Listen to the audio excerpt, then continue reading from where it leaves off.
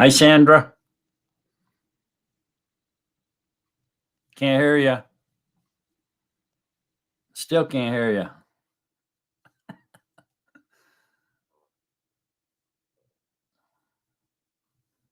Come on into the stream yard.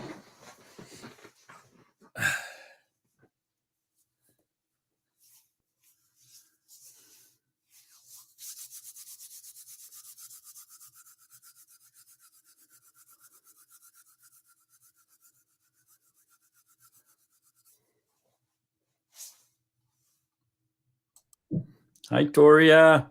Shabbat Shalom. Shabbat Shalom. Shabbat Shalom, William. Shabbat Shalom, Phyllis. Morning, everybody. Shabbat Shalom, Sandra. Shabbat Shalom, Billy. Oh. Shabbat Shalom. Shabbat Shalom, everyone.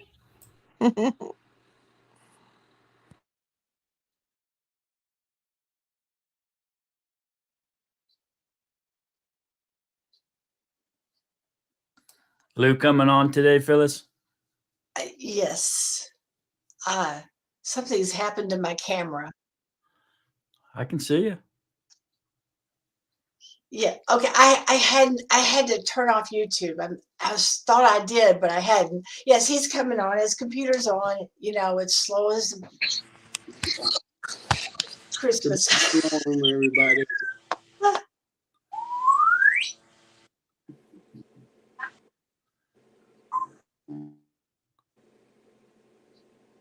Hi, AJ. Shabbat Shalom. Haven't seen you in a while, Phil. Hi, Yami. Hi, Rule. Shabbat Shalom. Shabbat Yeah, I let other people come in. I just thought I'd come in today, so that's why I've been watching. I just haven't been involved in the conversation much. Yeah, I've been seeing your Shalom, Phyllis.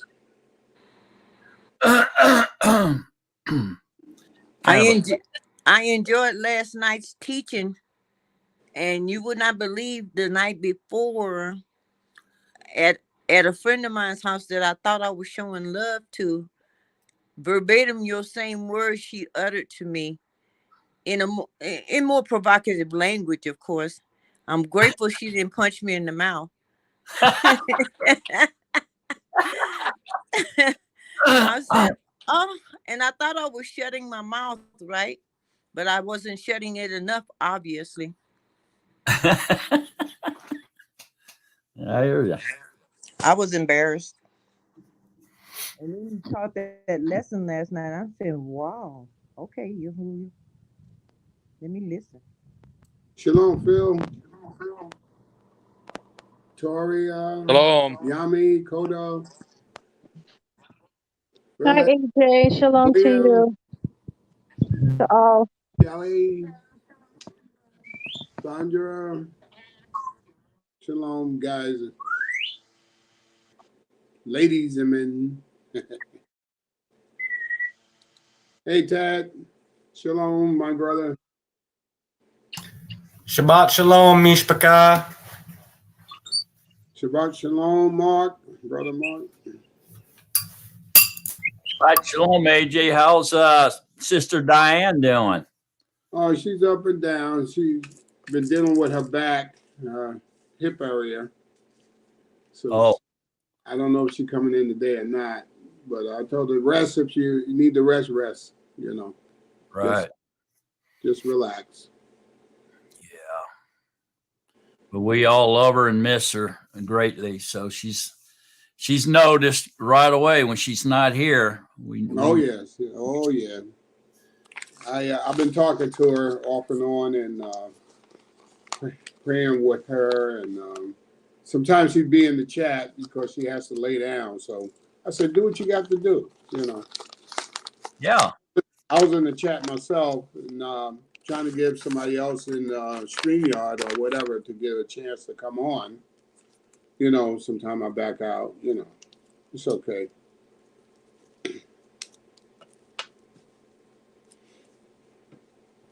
Yeah, I wish StreamYard would come up with a larger format, you know. I mean, I don't see why they can't have at least be able to get 30 people in on their format. I don't understand that they can only get 10.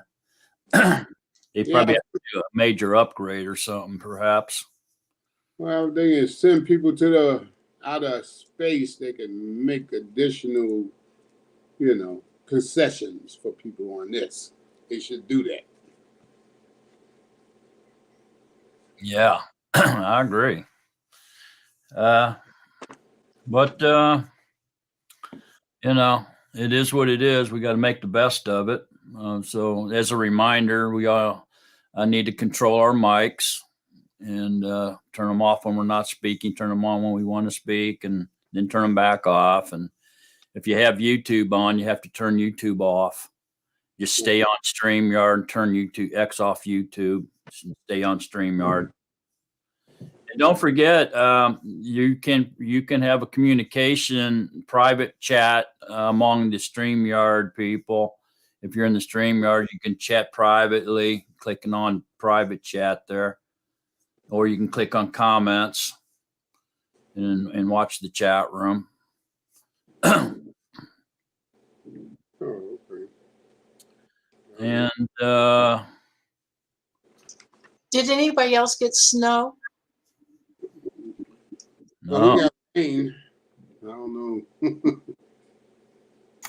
We have snow falling right now at quite a rapid rate. it's not snowing here, but it sure is cold in Texas this morning. Oh, What you pointing at, William? Phyllis was talking, but her mic was off. Oh, your mic was off, Phyllis. What was you saying? Oh, I got confused about the number of people, and I was thinking it seems like there's room for more people. I know it should be, but there ain't. We can only get 10 on here, including me. So, unfortunately, that's StreamYard for you. Mark, I can let Lou have my place if you want. I don't see Luke trying to come in, or. I told him you were full. Oh, okay. I'm gonna drop off. I've been on before, and I enjoy. Oh listening. no, that's No, fine. don't drop. Just stay on there. It's you know, as we progress, people start dropping and moving to the chat room. If you see an opening, then come on. But the people that are in here, you know, you're just as important as anybody else is on here, including myself. If I could drop and let y'all do it, I would. You know, it's the same as you guys. But, you know, we will be patient. It'll open up. People come in. People will drop out as the program progresses. Always does. See, just like that. And just like that, there he is. There he is. There he is, Mr. Oh boy. Hi, Brother Lou. Hey. Hi, everybody. I got a zip on my mouth. All righty then.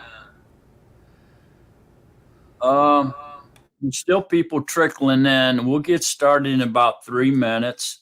In the meantime, if y'all want to talk among each other, go for it. I'll be back in about 3 minutes and we'll get started. We still have people trickling in.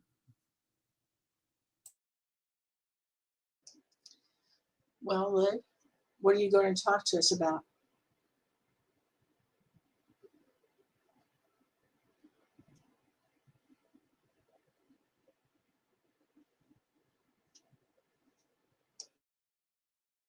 Somebody going to talk? Well, I can say that last night was very, very interesting and insightful. We really enjoyed it very much and learned a lot.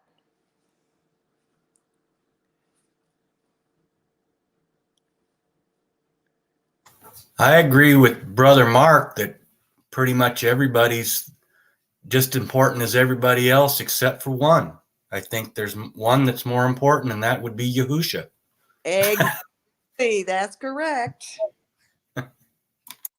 That's correct.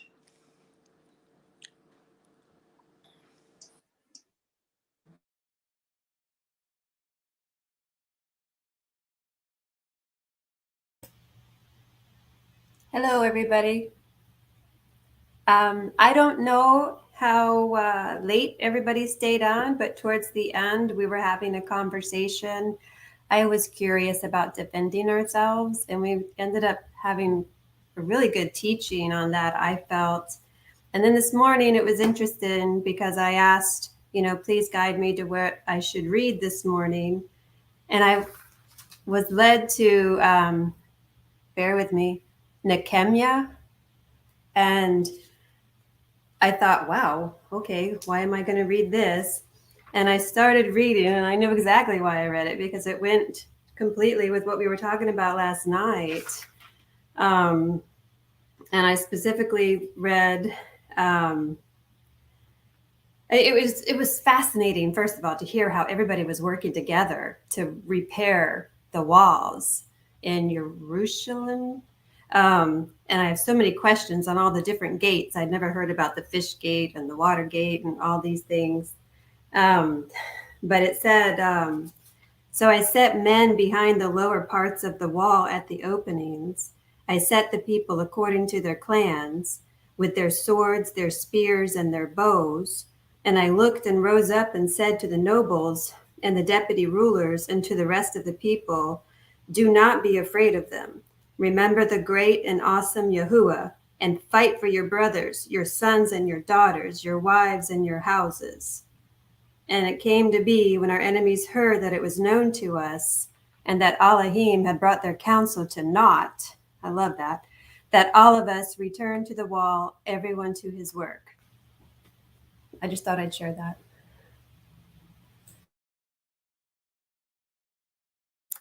Thank you for sharing that, Sister Shelley.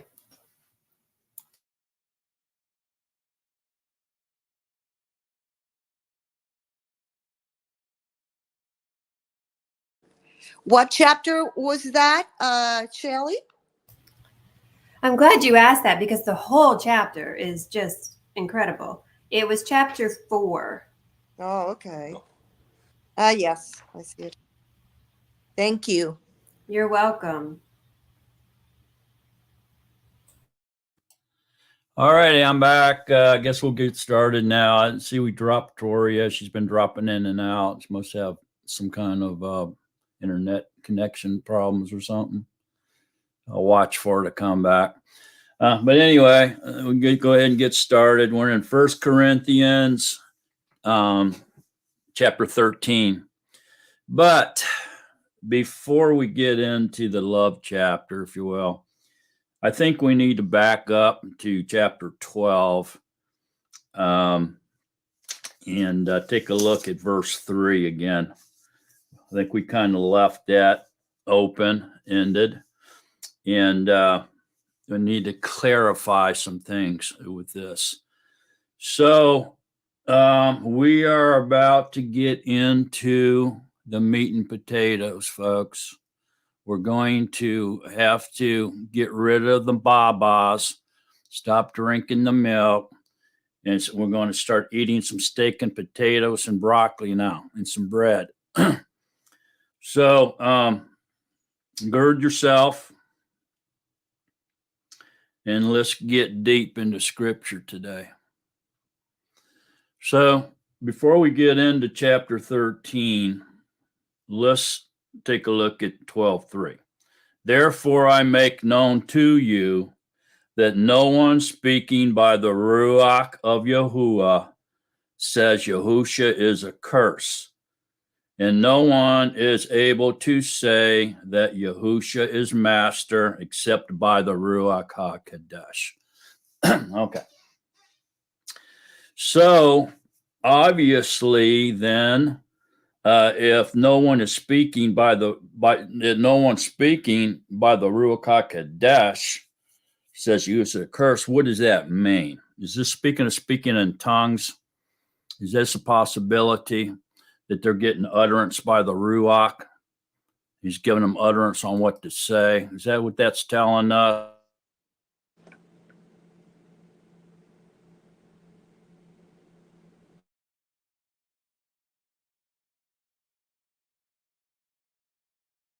to hang here. You guys are coming back now. I'm probably frozen, but you guys are spinning. I don't know why they do that. They refresh from time to time. Okay. So anyways, hopefully we're all back now. It looks like we are. This may be what this is speaking of. And so when you're praying in tongues or speaking in another language, and by the way, it has to be in a legitimate language. We're going to get into that a lot more here. 12, 13, 14 is all about spiritual like gifts. Okay. So if it is what this is talking about, which I think it really is, that means when we speak in another tongue, or the Ruach gives us utterance in another tongue, because it's the Ruach that performs these gifts. Don't forget, it's not the man. It has to be a legitimate language, either of men or of messengers. It has to be fluent language, not made up gibberish. Okay. And so if that is, then when we are speaking in another language, we'll say, or in a tongue, given utterance by the Ruach, then it's impossible to say Yahusha is a curse. Does that mean men doesn't say that? Does the scripture tell us that Yahusha is a curse? Yes, it does. Okay, and when we get into that, we start talking about the scapegoat and Yom Kippur, the Day of Atonement, and the scapegoats. Okay, this is where Yahusha becomes a curse, because Yahuwah, somewhere along the process, has laid all our iniquities upon him, and he was burdened down with our iniquities and became the scapegoat and the blood offering, because there were two goats involved. Okay. And so no one is able to say that Yahusha is master except by the Ruach HaKodesh. Does that mean by speaking in tongues? Is there any way you can claim him as master? It's a possibility that this is what that is saying. And so this is why we're going to revisit this, and we're going to take a hard look at it before we go into the love. Because if we don't get what this is telling us, then we're not going to understand love. Go ahead, William. Hey, while you're talking about that, Mark, it kind of came to me that I could never, before I came into this walk, ever claim that he was the master, because the truth wasn't in me. Okay. It was placed in me by the Ruach itself. And that's where my belief came from. And then I understood what it meant to be able to call him the master. Okay. So I think what he is referring to here is those that are not believers cannot claim he is the master. He's not the Messiah, because they don't understand that and how it works. Just throwing that out there. Thanks. Yeah, and that could be a possibility, and we're going to find out a lot more about this as so I'm going to study about this. I don't know what the world, why this thing keeps spinning. I don't know. Did you guys notice that happen? It was refreshing on my end. Everybody was spinning, and I couldn't hear anything William said. But anyways, yeah, we're going to get into that, William, right now. That's why we're not moving past this point until we come to some kind of understanding on this. Go ahead. Somebody said something?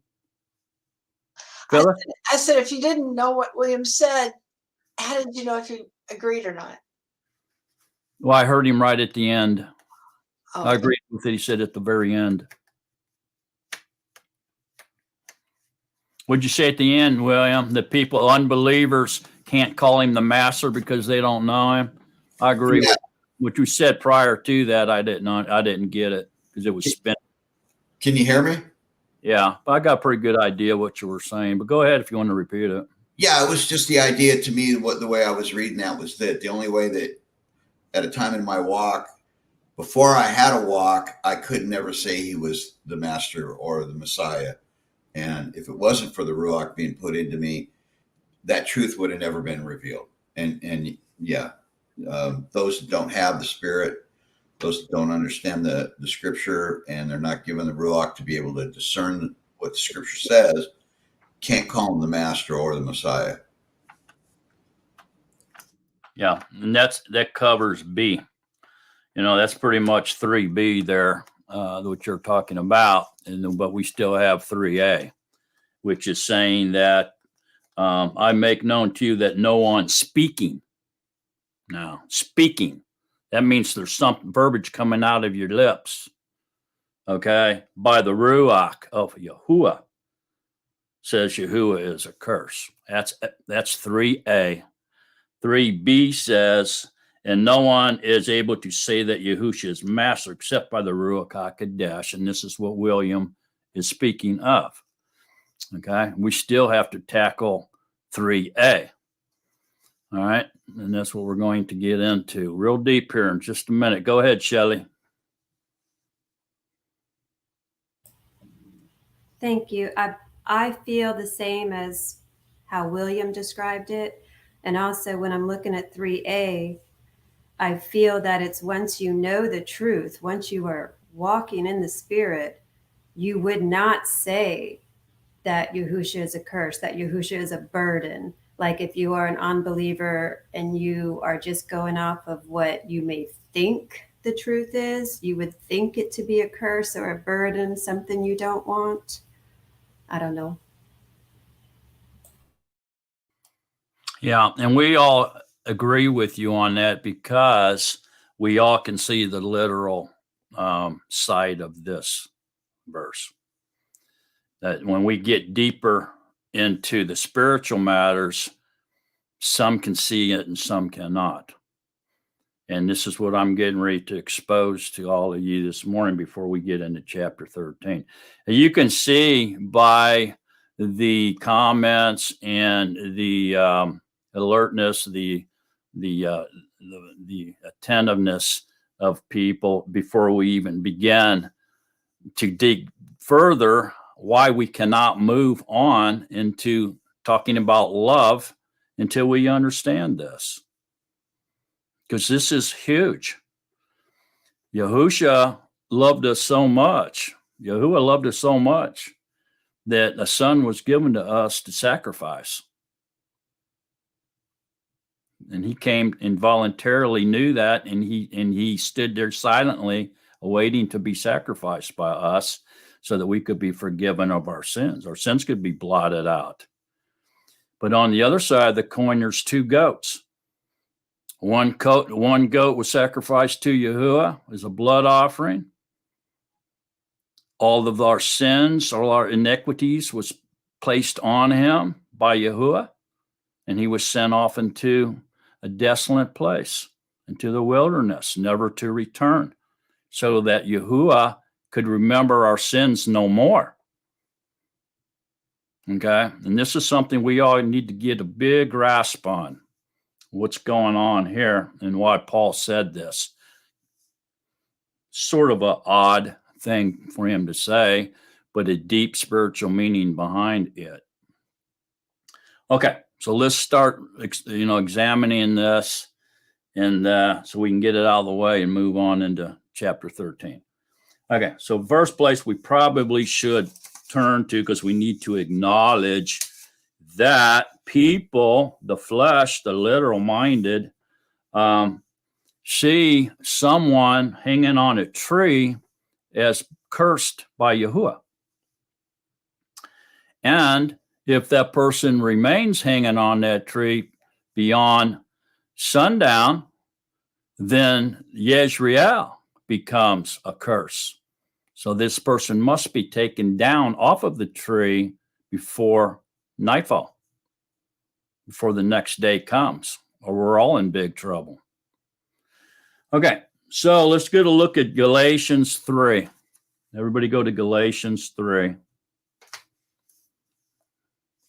I purposely stopped at it, didn't elaborate on that because I knew we would have to come back to this and it was going to take some time. So, and speaking of last week. Okay, so Galatians 3, 13 and 14 and 29. So let's look at that. It says here in 3:13, Mashiach redeemed us from the curse of the Torah. Oh, I bet y'all didn't know that the Torah was a curse.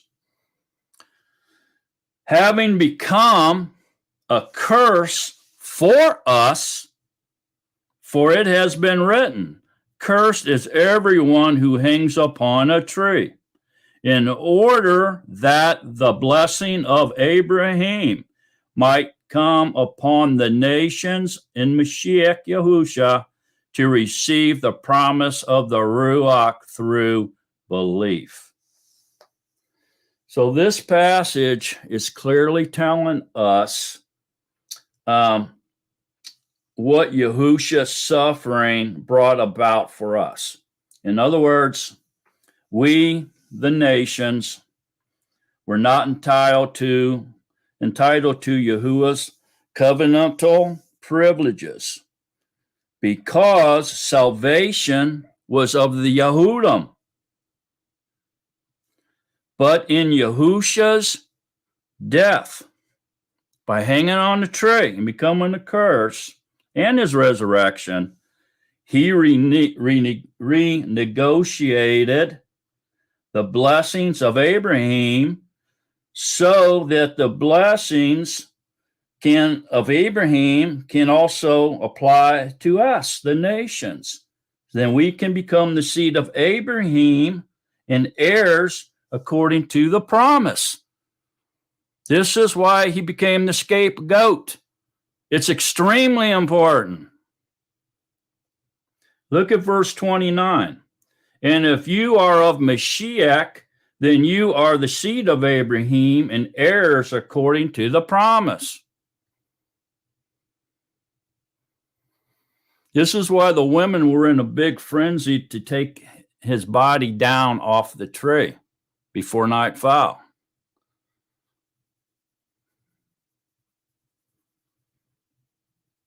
Look at it again. Mashiach redeemed us from the curse of the Torah, which I believe is implying to animal blood sacrifices and the drudgent, everyday work of having to slaughter these animals and sacrifice their blood and so forth. I mean, that was a lot of work, man, that they had to do. And not to mention the amount of water necessary to conduct these offerings. That's what I think this curse of the Torah is referring to.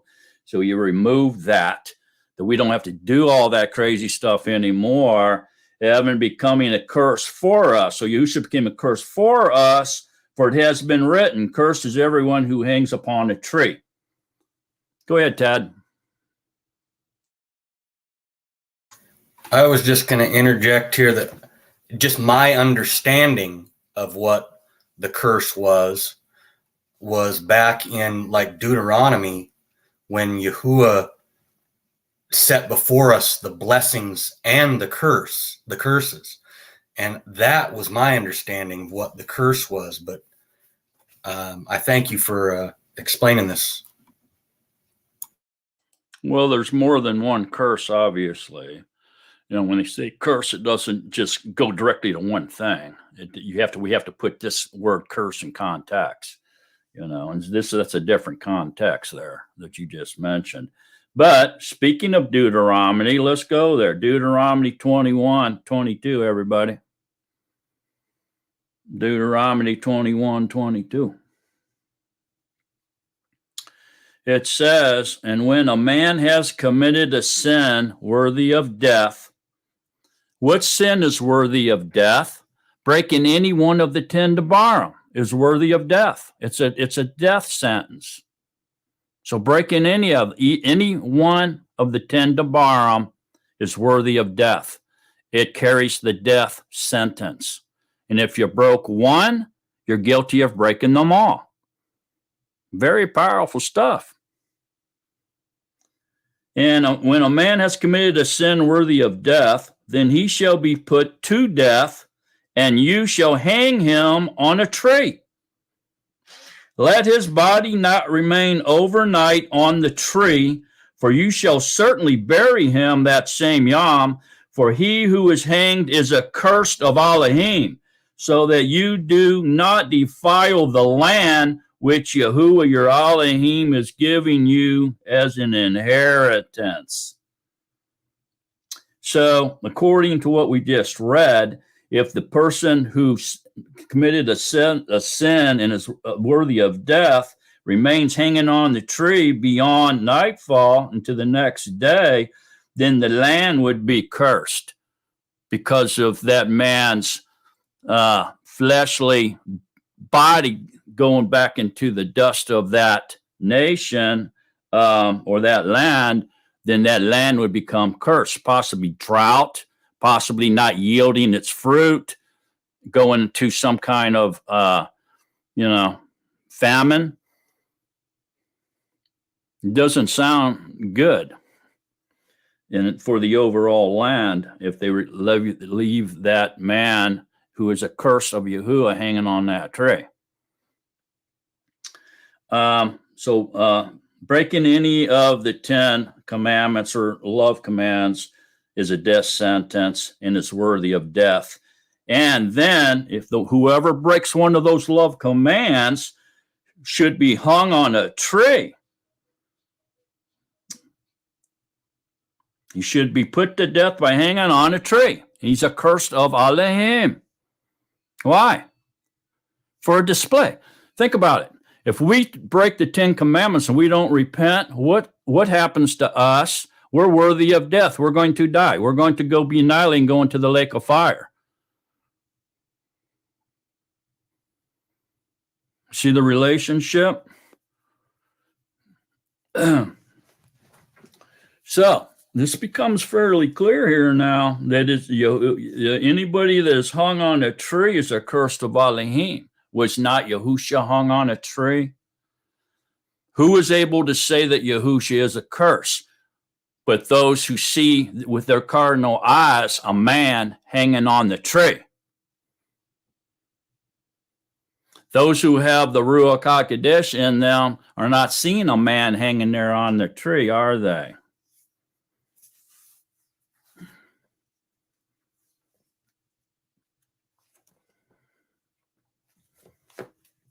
All right, just keep that thought in mind. Let's take a look over here while we're over here. Let's look at Leviticus 16 real fast. Leviticus 16 is where you're going to find the most information about. Sorry, Tori, I didn't see you there, sister. You're in now. Sorry, I didn't see you quicker. So Leviticus 16 is the chapter that explains the scapegoat to us the best. That's what you want to read that to understand the scapegoat and what's going on there, okay? But real briefly, I'll hit some main points. 16:5, and from the congregation of the children of Israel, he takes 2 male goats as a sin offering and 1 ram as a burnt offering. And then 7 says, and he shall take the 2 goats and let them stand before Yahuwah at the door of the tent of meeting. And so what they did here, this is kind of powerful, man, if you think about this. What they did was they took the goats and they turned them around and they showed them to the people at the tent of the meeting. And the people looked upon those 2 goats, right? What happened when Pontius Pilate brought Yahusha out? He turned him around and showed him to the people. And they gazed on their scapegoat. So these scapegoats are a shadow, if you will, of Yahusha and what he was about to do. Okay, let's take a look at 8. And Aaron shall cast lots for the 2 goats, 1 lot for Yahuwah and the other lot for Azazel. Azazel is an evil spirit. He's a demon. Okay. in one context. In another context, Azazel is a desolate place, or perhaps outer darkness. Okay. For Aaron shall bring the goat on which the lot of Yahuwah fell, and shall prepare it as a sin offering. This happens in Yom Kippur now. This is Day of Atonement stuff. But the goat on which the lot for Azazel fell is caused to stand alive before Yahuwah to make atonement upon it, to send it into the wilderness to Azazel. Okay.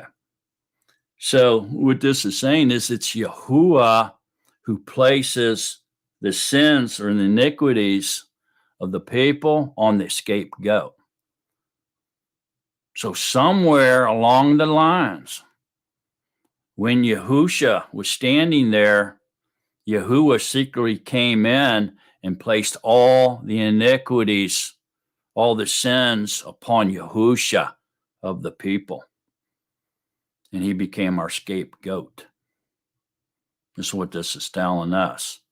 This is a type of Yahusha, or a shadow of Yahusha. Okay, so the scapegoat was a curse. Okay, let's go over to 20. And when he has finished atoning for the set apart place and the tent of meeting and the altar, he shall bring the live goat. Then Aaron shall lay both his hands on the head of the live goat, and shall confess over it all the crookedness of the children of Yisrael, and all their transgressions, and all their sins, and shall put them on the head of the goat, and shall send it away into the wilderness by the hand of a fit man. And the goat shall bear on itself all their crookedness to the land cut off. Thus he shall send the goat away into the wilderness, to a desolate place, to the outer darkness, is what this is talking about. So here we see one goat was to Yahuwah for the sin offerings. The other goat was to Azazel, and bear the burden of all the iniquities of the people, and sent into the wilderness, a desolate place, never to return, which shadows Yahuwah will remember their sins no more. All right. This is why Yahusha is a curse. And he's seen as a curse by those in the mind of the flesh, because he was hung on a tree. That's how they see him. They're seeing him through their cardinal eyeballs. Okay. Those who have the Ruach and are not in the mind of the flesh see him differently. Okay. All right. So let's take a look real quick at Isaiah 53. We'll work our way back now. Isaiah 53, 6. We all, like sheep, went astray. Each one of us has turned to his own way. And Yahuwah has laid on him, speaking of Yahusha, the crookedness of us all. He became our scapegoat.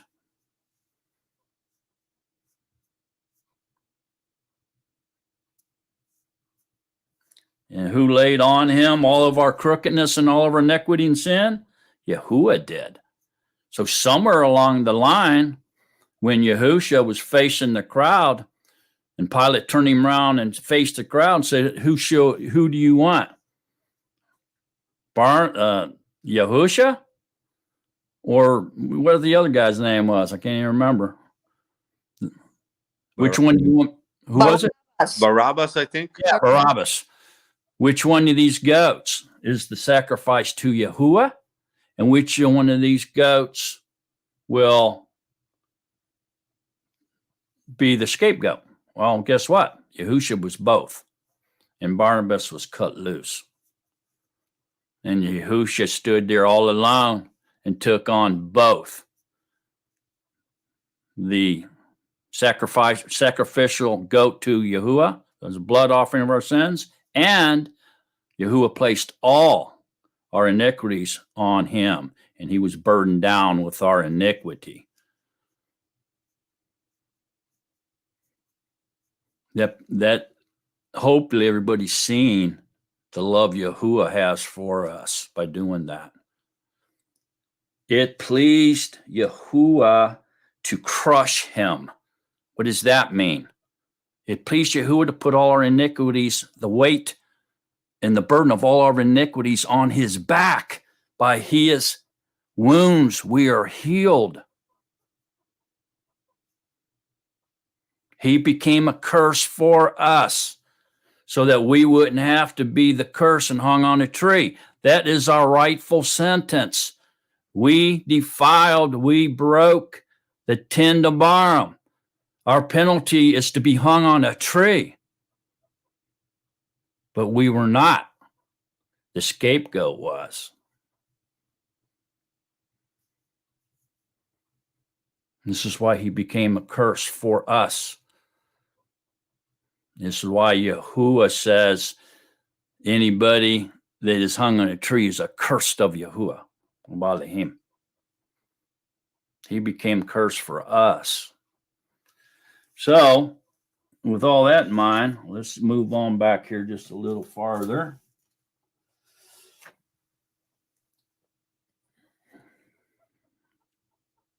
What did I do with that? Hang on a second. Okay, I found it. Here we go. All right, let's look at Acts 10:39. So in Acts 10:39, it says, "And we are witnesses of all he did." Natsarim. We are witnesses of all he did, both in the country of the Yehudim and in Jerusalem, whom they even killed by hanging on a timber. Okay. So when we see him on the pole, we should see, or we do see, or we at least should see, if we have the Ruach in us, the image of the great king, who, as our Messiah, took the curse upon himself, the curse of mankind upon himself, to bring redemption to all his election. Not to all the world, but to all his people, his chosen. And also, when we see an executed man hanging on a tree, we see the image of Yahuwah, any man. And since we are seeing the image of Yahuwah in this man hanging on the tree, it is only proper that we take this image of Yahuwah down before sunset. Because such a blasphemous disgrace cannot be tolerated for long. It's the image of the mighty El Shaddai. Therefore, the body must be taken down before evening starts a new day, or the land will receive the curse onto it. And the people will go into a famine, a drought, and a lot of other things are going to happen. It's almost become uninhabitable if it's not taken down, and they cannot remain there long. Okay. It's a blasphemous disgrace.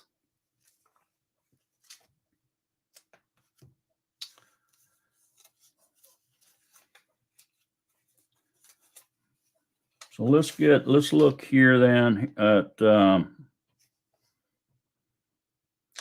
let's look over at Hebrews 9. I think we're starting to get this now. Let's go to Hebrews 9, 7 through 14.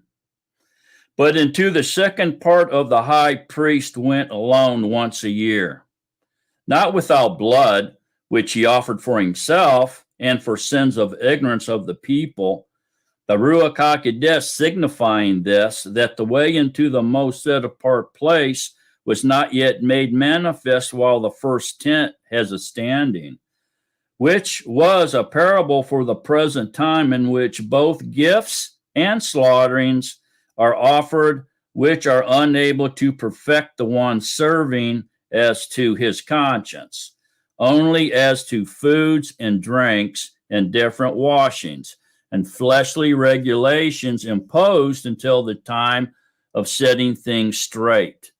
But Mashiach have become a high priest of the coming good things through the greater and more perfect tent, not made with hands, that is, not of this creation, entered into the most set apart place once for all, not with the blood of goats and calves, but with his own blood. This is still speaking of Yom Kippur. Having obtained every lasting redemption. For the blood of bulls and goats and the ashes of a heifer, sprinkling the defiled, sets apart for the cleansing of the flesh. How much more shall the blood of Mashiach, who through the everlasting Ruach offered himself unblemished to Yahuwah, cleanse your conscience from dead works, animal sacrifices, to serve the living Yahuwah? So this is, again, speaking that the scapegoat was used regarding the Day of Atonement.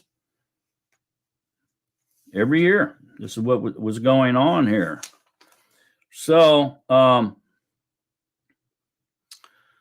to be hung on a tree, folks, was to be accursed by Yahuwah. But what the Pharisees and the Yehudim there at that time of Yahusha's death failed to realize is that it was their curse. It was their curse or their death sentence that he bore. It was their iniquities he bore. It was their curse he bore. He was our scapegoat. Hallelujah. He became a curse for us. Now let's look one more time at Galatians 3. And then we're going to have a conversation. Mashiach redeemed us from the curse of the Torah, having become a curse for us, for it has been written, cursed is everyone who hangs upon a tree. And this is why Yahuwah accursed everyone that hangs on a tree. Okay, this is why. For it has been written, curses everyone who hangs upon a tree. And this is why. In order, or because that the blessings of Abraham might come upon the nations in Mashiach Yahusha to receive the promise of the Ruach through belief.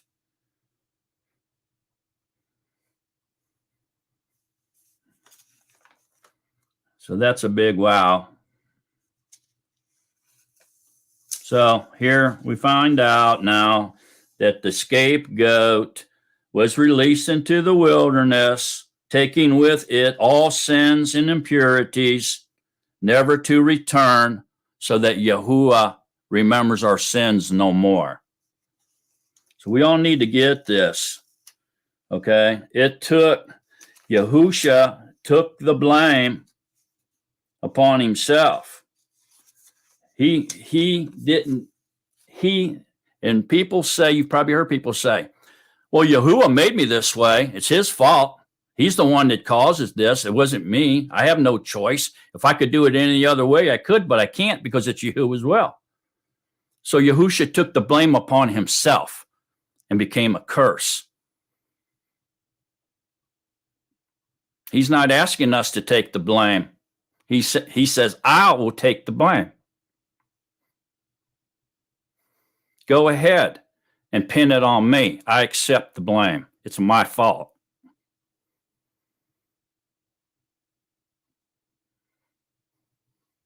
So again, we return to 12:3.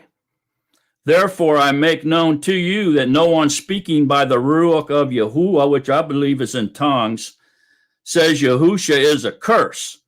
And no one is able to say that Yahusha is master except by the Ruach HaKodesh. And again, I believe this is tongues. Okay? There's my presentation of this extremely important verse. And I would like to hear you all's opinions. Anybody got anything to say about that or see this any other way?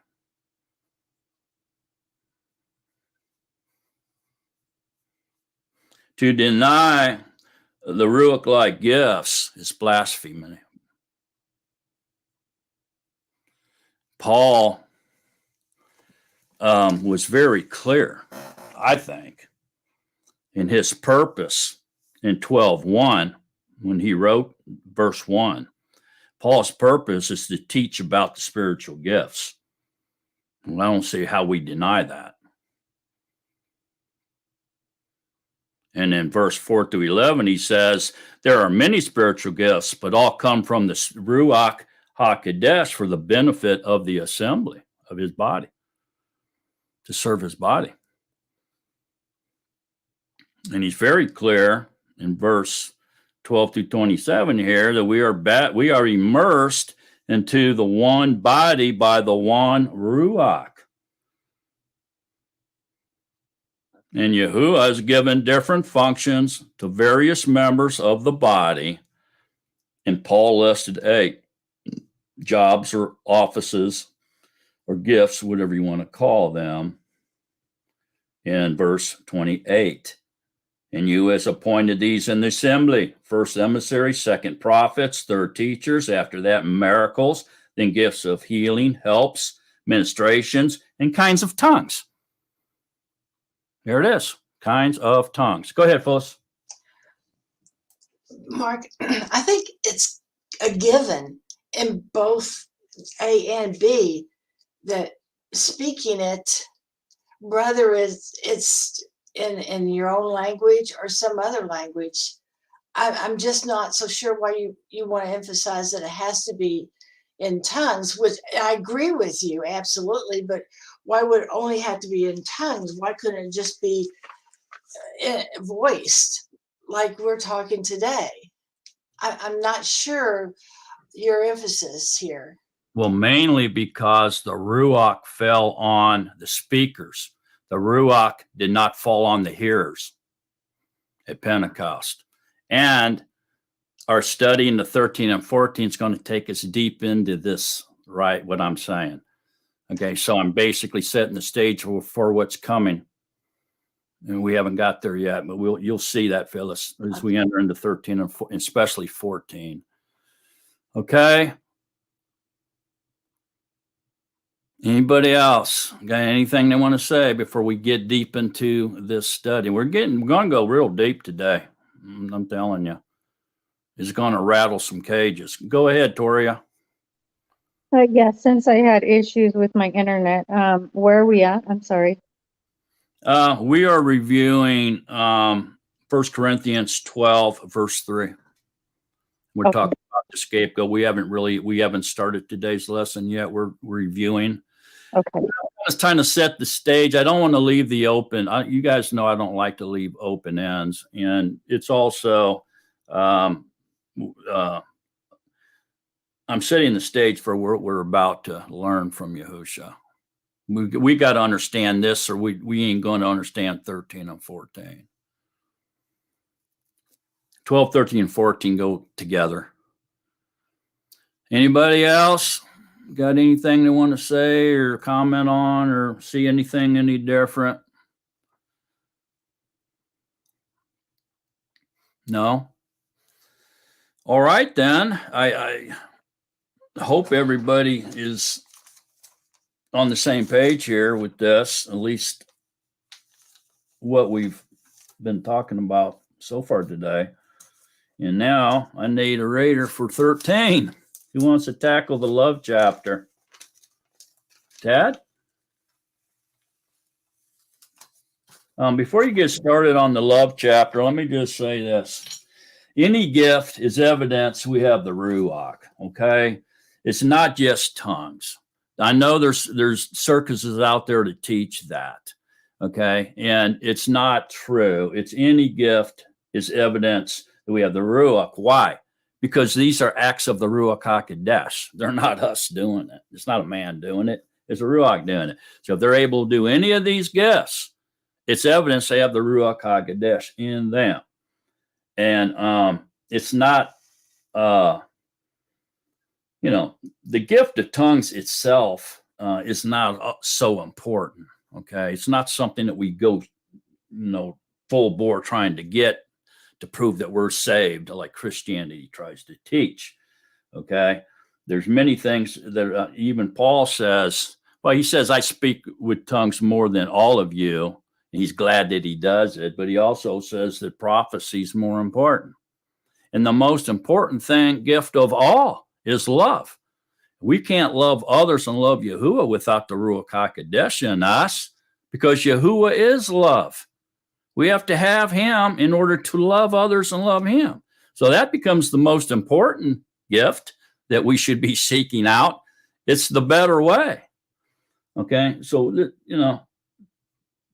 don't get me wrong here, but on the other hand, Scripture, it cannot be broken.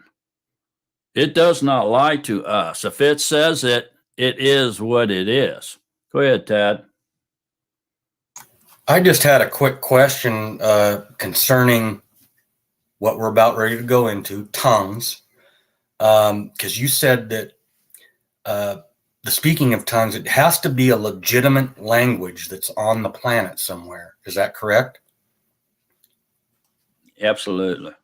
Okay. So if we were to listen to somebody reading the same Besorah, and they were in Israel right now and speaking in Hebrew, would that be considered a tongue to us? And if they were listening to us doing it in the Latin letters, speaking English, would that be considered tongues to them?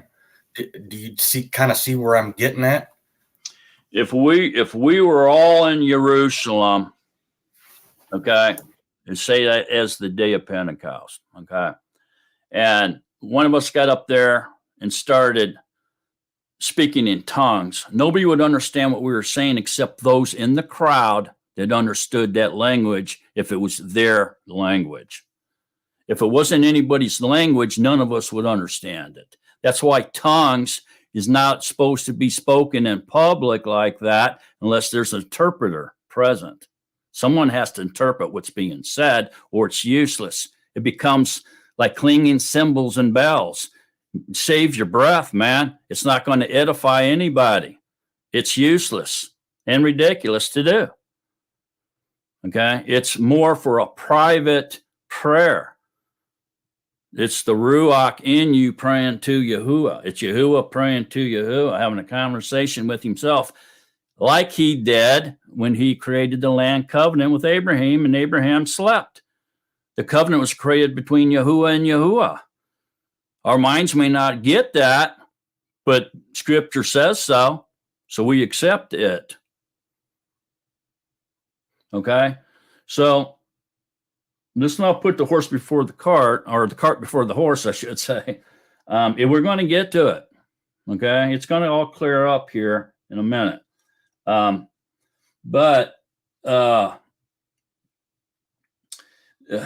this chapter 13 here, what Christianity refers to as the love chapter, to me, is the definition of Yahuwah. So when we're reading this, we should try to look at it with the mind of it's defining who Yahuwah is for us. It's giving us a definition of our Creator as we read through this. Why? Because Yahuwah is love. If you don't love, you don't know Yahuwah, because Yahuwah is love. All right. And so there's a lot that goes that we can reciprocate off of this chapter into many different directions. Okay. But for all purposes for today, let's just keep it in context and just kind of look at it and understand that as we're reading this, it's giving us a definition of Yahuwah. That's probably the best way to look at this chapter. Okay. And don't forget, all the Ruach-like gifts is done by the Ruach HaKodesh, not by any man.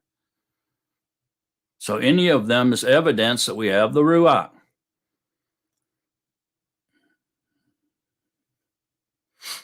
So in other words, man, if you're an emissary, you have the Ruach. If you're a prophet, you have the Ruach. If you're a teacher, you have the Ruach. If you can perform miracles, you have the Ruach. If you have the gift of healing, you have the Ruach. If you have helps, you have the Ruach. If you are an administrator, you have the Ruach. If you can speak in kinds of tongues, you have the Ruach. Are all emissaries? No. Are all prophets? No.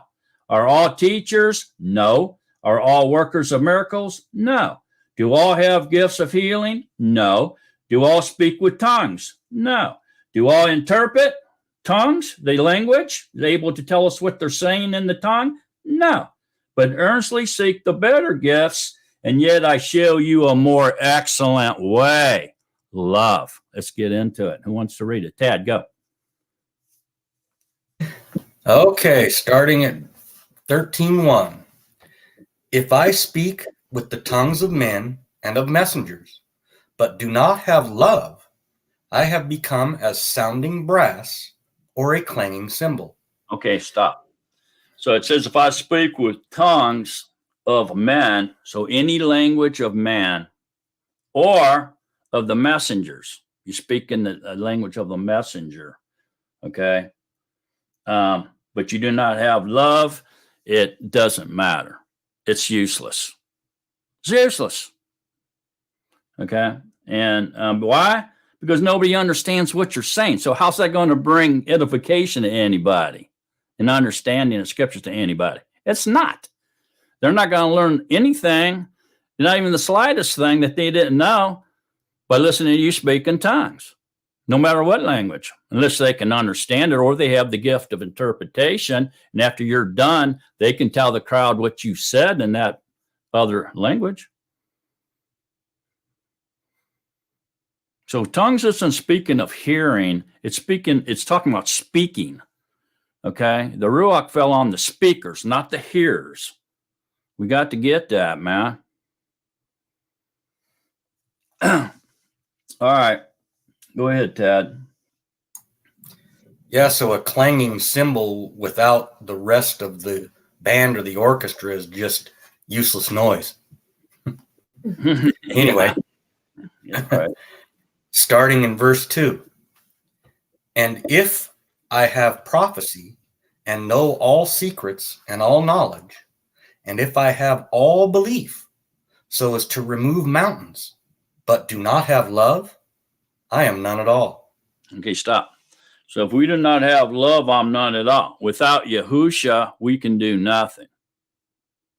Without love, we're nothing, man. We're none at all. We're heading for the lake of fire. Yahusha's love, man. We have to have that love. That's also what?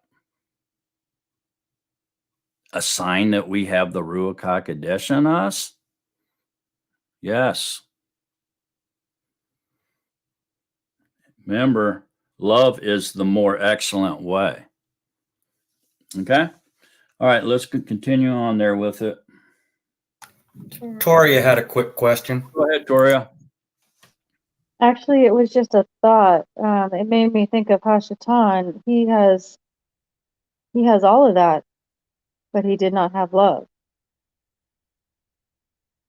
So it's just a thought that in our own in our own lives. You know, you could have all of this, but if you do not have love, you don't have understanding in the truth of Yahuwah. It was just a thought. Yeah, we have to be able to pass the love test. If you can't pass the love test, you're going to the lake of fire. It says, if you have all prophecy and you know all the secrets of the Torah and of Yahuwah, and you have all knowledge of Yahuwah, and if you have all belief of Yahuwah, so as to remove mountains, but do not have love, I'm none at all. I'm heading for the lake of fire. You have to be able to pass the love test. You have to. It's the only way. Love is the completion of Torah. All the Torah and the prophets hang on the two love commands, to love Yahuwah and to love others. Yami, you got Rule? I was just gonna say that it all comes back to the love commandments. Yeah, that's right. You know, if we just give lip service to people, and we don't show them our works, our love in action, you know, backed up by our behavior and our works, and how much we care for them, and do things for them, it's just lip service. You know, that's not getting us anywhere. Yahuwah just doesn't talk. Yahuwah does things to prove his love to us. Does a lot of things to prove his love to us. So love is a verb, and therefore love requires action to make it a reality. Go ahead, Chili. To piggyback on what Roel just said, and I'm sure you all have the same thought, but it's just sticking out in my head right now. That's the problem with the circuses. You know, they don't have the love. They can get up there and babble all day long, but the outsiders are not seeing the love, so they're not drawn to it.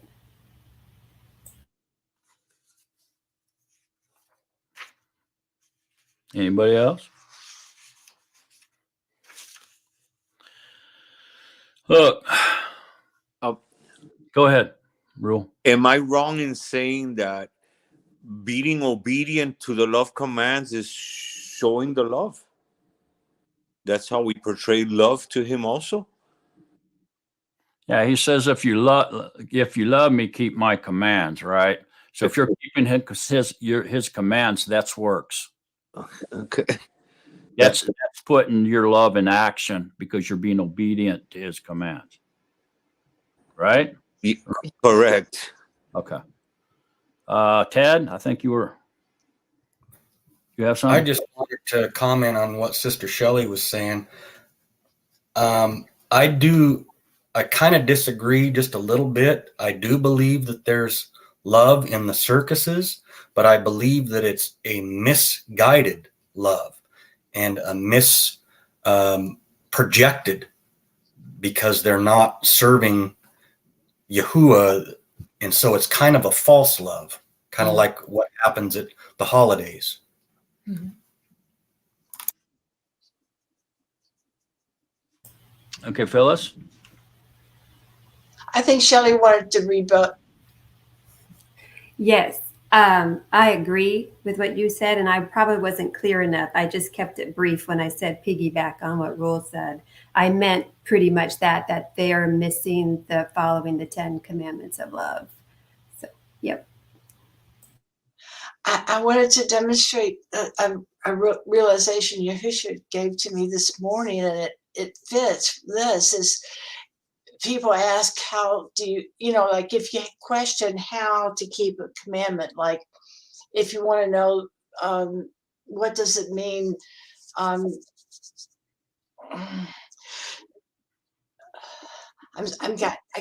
any one of the commandments, okay, and then so then the answer to if you're keeping that commandment correctly or not would be the love commandment, because you think about what would be the loving thing to do in this situation if you're not sure if this is stealing, or maybe you're not sure if this is coveting?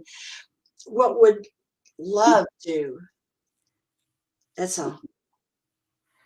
Yeah. And to expound on what you just said, Phyllis and Shelley and Tad, is that, the first 4 commands, which is referred to as the vertical commands, teach us how to love Yahuwah. The last 6 are the horizontal commands because we're shoulder to shoulder on this earth, points to man. The last 6 teaches us how to love others as ourselves. And so obeying them, even by default, we are loving Yahuwah and loving others just by obeying those commands. That's how strong they are embedded in Yahuwah and in love. Okay. Matter of fact, if we all are familiar with Matthew 25, where it says, the sovereign shall come to those on the right hand. It's in verse 34. Come, you blessed of my Father, inherit the reign prepared for you from the foundations of the world, before you even made anything. For I was hungry and you gave me food. I was thirsty and you gave me drink. I was a stranger and you took me in. I was naked and you clothed me. I was sick and you visited me. I was in prison and you came to me. Then the righteous shall answer him, saying, Master, when did we see you hungry and we fed you, and thirsty and we gave you drink? And when did we see you a stranger and took you in, and naked and clothed you? And when did we see you sick or in prison and we came to you? And the sovereign shall answer and say to them, Truly I say to you, insofar as you did it to one of the least of these my brothers, the presumption of the least important body part of these my brothers, his election or his body or his assembly, you did it to me. And so this is a great display of love in action, and not just lip service, because he goes on and explains that when he says, Truly, truly, I say to you, so far as you did it to one of the least of these, my brothers, you did it to me. And he shall then also say to those on the left hand, which are what? The goats. The ones on the right hand, so the sheep. This is at the white throne judgment. You shall then say to those on the left, Go away from me, accursed ones. There it is, accursed goats. The sin and the iniquities are on burdening them down. They never repented. And to everlasting fire, prepare for the devil and his messengers. I was hungry, you gave me no food. I was thirsty, you gave me no drink. I was a stranger, you did not take me in. I was naked, and you didn't clothe me. I was sick and in prison, you didn't come to visit me. Then they will answer him and say, Master, when did we see you hungry and thirsty, or a stranger, or naked, or sick, or in prison, and we did not serve you? Then he shall answer them, saying, Truly I say to you, insofar as you did not do it to one of the least of these, you did not do it to me. And these shall go away, the goats, into everlasting punishment, but the righteous into everlasting life, because they put their love, their speech into action. And these others did not. They only used lip service. Oh, I love you so much. Well, where were you when I was in the hospital? Did you come to visit me? You only lived 10 miles away. So we need to put our words into action to make them a reality. Otherwise, they're meaningless. Words are meaningless without action, especially words like love and belief. Who had their hand up first? Phil? Go ahead, Phil. Phil, go ahead. Phil? Oh, okay.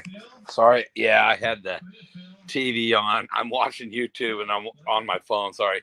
Yeah, it's like when it's tested. I mean, when love is tested, if it's not backed up by the Torah, then it fails. Or the world, tells you to do the exact opposite of what you should do, and you have no foundation. And I really think that the first 4, if you're not doing those, you can't do the last 6 either. And I know if you break one, you break them all, but you know, if you don't seek him first, nothing else will be added to you. So I need to give credit to Lou again. And I knew Lou's humble and he will not acknowledge the fact. But when he wrote my wife and I's wedding vows, it was grounded in the Torah. And I kid you not, we've been married 15 years now. And I can count on one hand when we've had a bit of a heated disagreement, but nothing that was, you know, vengeful or anything like that. So, and we both marvel at it, but then we step back and think, well, that's because the Father brought us together in these very unlikely circumstances and brought all this together. So it's just really a testimony to Yahuwah of our love for each other, which grows daily. So I just wanted to put that in there and verify everybody else's, you know, testimony about the same thing. So it's just been really very blessed and very privileged, and I give it all to him. And I think that's why the destroyer wants to take and put the privilege of others given to us by the Father. He wants to ruin that and say, oh, you're privileged and that's why you're the way you are. And that's what the world's trying to destroy. He's trying to destroy anything that the Father gives us and make it look bad. So thank you. Thank you, Phil. Go ahead, Toria. Yes, this was for a comment that Phyllis made about, she was talking about the commandments. If there's certain things that we might do, is it a transgression against Torah or is it not? On, I don't know, maybe you've done something to somebody and didn't realize it was a sin against one of the commandments. I believe the answer to that would be the heart, which is love. It's what's in the heart. Like if you went out maliciously to do something or deceive somebody, or there was, you know, you had no idea. I think it is definitely a heart issue, and he sees that in us. And the other thing was Torah. Torah is love. He says, if you love me, then you love Torah. Torah is him. It's love. That's it. Yeah, thank you, Toria. Yeah, I mean, expounding on what Toria just said there, Hebrews 10, verse 16, we're all familiar with. This is the covenant that I shall make with them after those days, says Yahuwah, giving my laws into their hearts, and in their minds I shall write them. And so if he's putting that on our hearts, what does that mean? He's giving us a love for his commandments. We no longer hate his commandments. We love his commandments. Matter of fact, we become the Torah. We're all walking Torahs to ourselves. We have become the letter. Okay. And interestingly enough, we can go over here to 1 Peter 4 and verse 7. 1 Peter 4 verse 7 says, but the end of all has drawn near. We're getting close to the end of the latter days, folks. But the end of all has drawn near. So be sober-minded and be attentive in the prayers. And above all, that means all. There's nothing left on the table. We've got it all, right? Nothing left over, no remainder. Above all, have fervent love for one another, because love covers a great number of sins. Wow. And then we go over to Proverbs 10, verse 12. It says, hatred stirs up strife, but love covers all. There's that big word, all again, transgressions. Love covers all transgressions. Love covers a great number of sins. Why? How can that be? Because love is Yahuwah, man. That's why. Yahuwah can erase all your transgressions.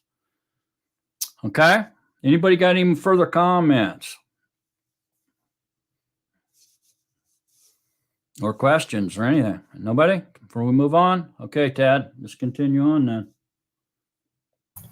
Picking up at verse 3, And if I give out all my possessions to feed the poor, and if I give my body to be burned, but do not have love, I am not profited at all. Okay, hang on. So here we're seeing the opposite, right? That means if we do works only, just because we're trying to work our way into the reign of Yahuwah, it's not going to work. We have to have love for the others. We have to have a fervent love for them. You know, action on this, in this instance, action alone doesn't work. You can't buy your way or work your way into the reign of Yahuwah, folks. You have to love your way in to the reign of Yahuwah. Go ahead, Tad. I was just wondering if you might explain or expand on if I give my body to be burned. Mm-hmm. What exactly is he talking about there? Basically, you're turning your body over, totally over to Yahuwah's will. You've killed yourself. You're no longer living your life for yourself. You're living it for Yahuwah, or the servant of righteousness. You've given up your life for his name's sake. Okay. It also could be if they capture you and they say, you're blaspheming, you don't believe the way we do. You're a heretic. That's heresy, what you're saying, because that's not what we believe. And unless you renounce your belief and say you're wrong and we're right, we're going to burn you. So you allow them to go ahead and destroy your body with fire, and you don't renounce your belief in the truth. I mean, it can mean that too, because the people were actually doing that back then. They were doing that. There's a lot of people burnt because they refused to recant what their interpretation of scriptures that went against Catholicism. That's who was really burning most of the people, because they weren't going along with their religion, right, and their practices. So it could be referring to that as well. So that's a literal and a spiritual meaning I just threw at you. Go ahead, Toria. Wouldn't it even be when it says sacrificing my body? Wouldn't that also be like you're a burnt offering? You're sacrificing yourself. It would be nothing like the burnt offerings that they do. Well, maybe in a spiritual way. I don't think literally. I don't think we should go douse ourselves with gasoline and light ourselves up and run around in circles saying, "I'm a smoking dope. I'm a smoking dope." I'm thinking more like Isaac. In what way? When he took him and bound him as a sacrifice. Yeah, but I don't think Oh, well, yeah, that could be, Toria. That's a good point. They're saying if you do it and there's no love, it's useless. That could be. That could kind of be pointing that way, but I think it's out of context. Because I believe he did that out of love. It wasn't just because he wanted something. It's because he did it out of pure love for Yahuwah. Yeah, and if I give my body to be burned, if you're willing to sacrifice yourself, but the only problem, and I understand exactly what you're saying, okay? I think it's slightly out of context here, but what you're saying has merit spiritually, but in a different context, if you know what I'm saying. But if I give my body to be burnt, Yahuwah doesn't authorize human sacrifices to him. I know that sounds weird, but we're not supposed to sacrifice ourselves or our children to Yahuwah. He doesn't like that. You know what I mean? The implication of what Isaac and Abraham and Isaac story was that Yahuwah would supply a lamb. A son would be given as a sacrifice for our sins. And he was. That was just, a shadow of what was forthcoming. It wasn't, he didn't mean for him to really do it, but he wanted us to see the love that he had for us, that he was going to do that. He was actually going to give us a son to sacrifice for our sins. See what I'm saying? So, yeah, it's deep, Toria, but I think it's a little out of context here. Okay. And then we talked about that before, and Lou brought that up a few weeks back. We had a pretty good conversation about that, if you remember. Anybody else got any thoughts on that one? It's kind of a deep one. Lou, you got any thoughts on that one, of Toria saying?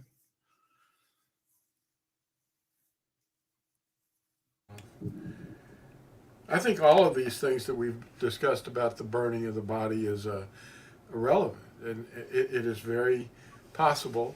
And the Corinthians that he was writing to had an idea in their head too. But of course, they were not all getting it. I'm sure, just like all of us don't get it in the same way, because Yahusha has a way of making a message clear to different people, even though it's saying the same thing. It's not really wrong. These interpretations are just that. They're interpretations, and they're intended for the hearer. When you hear it, then that is sent to you, and then someone else gets a completely different understanding. But it's not to reference it like tongues, but it just has so many facets to it. And we really shouldn't judge one another because we have a difference of opinion, but we can share them and say, I get this out of that. And that's what makes this so exciting, to watch all these different people saying the things that they do, because we're hearing from Yahusha in all of them. And I think it's really amazing. He's so dynamic, don't you think? Yes, he is. I mean, and I think the main point here in this 13:3 is, but do not have love. Okay. And so, but you do not have love, to me, means you do not have the Ruach HaKodesh in you, because Yahuwah is love. The Ruach's love, man. You don't have him. If you do not have love, I'm not prophet at all. So that means no matter what else you accomplish, no matter what else you do, you are not in the everlasting covenant if you do not have love. If you do not have the Ruach HaKodesh indwelling you, man, you got to have that love. He's love. He's our love is Yahuwah. It's evidence that we have him indwelling us when we can show that we love each other. That's evidence to others that we have the Ruach because of the love we have for each other. Go ahead, Lou White. I want to say that very thing was what we were talking about this morning.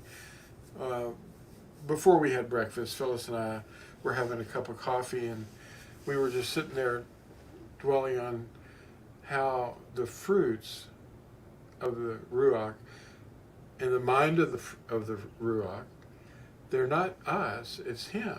And it's just like you were saying.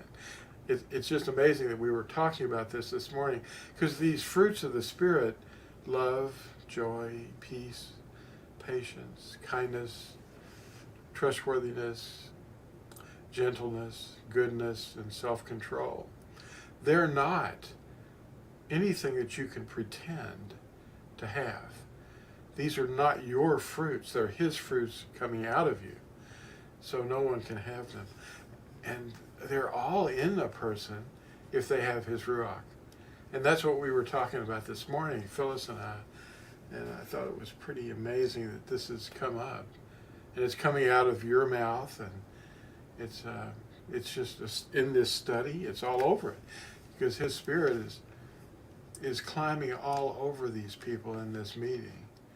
And they're not controversy. They're not arguing.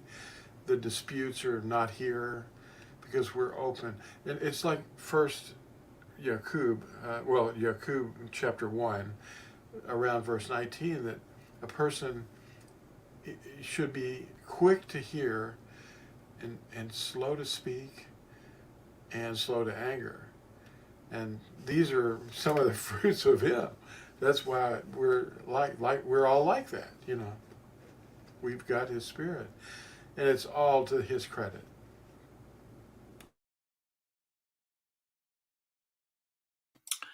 Yes, sir. All esteem to Yahusha. And so now, anybody else got anything else? Okay, so now we're going to get into the extreme definition of Yahuwah here. And what I'd like for y'all to kind of do a little bit to yourself here is in order to kind of get that love. When we say love, we're talking about Yahuwah.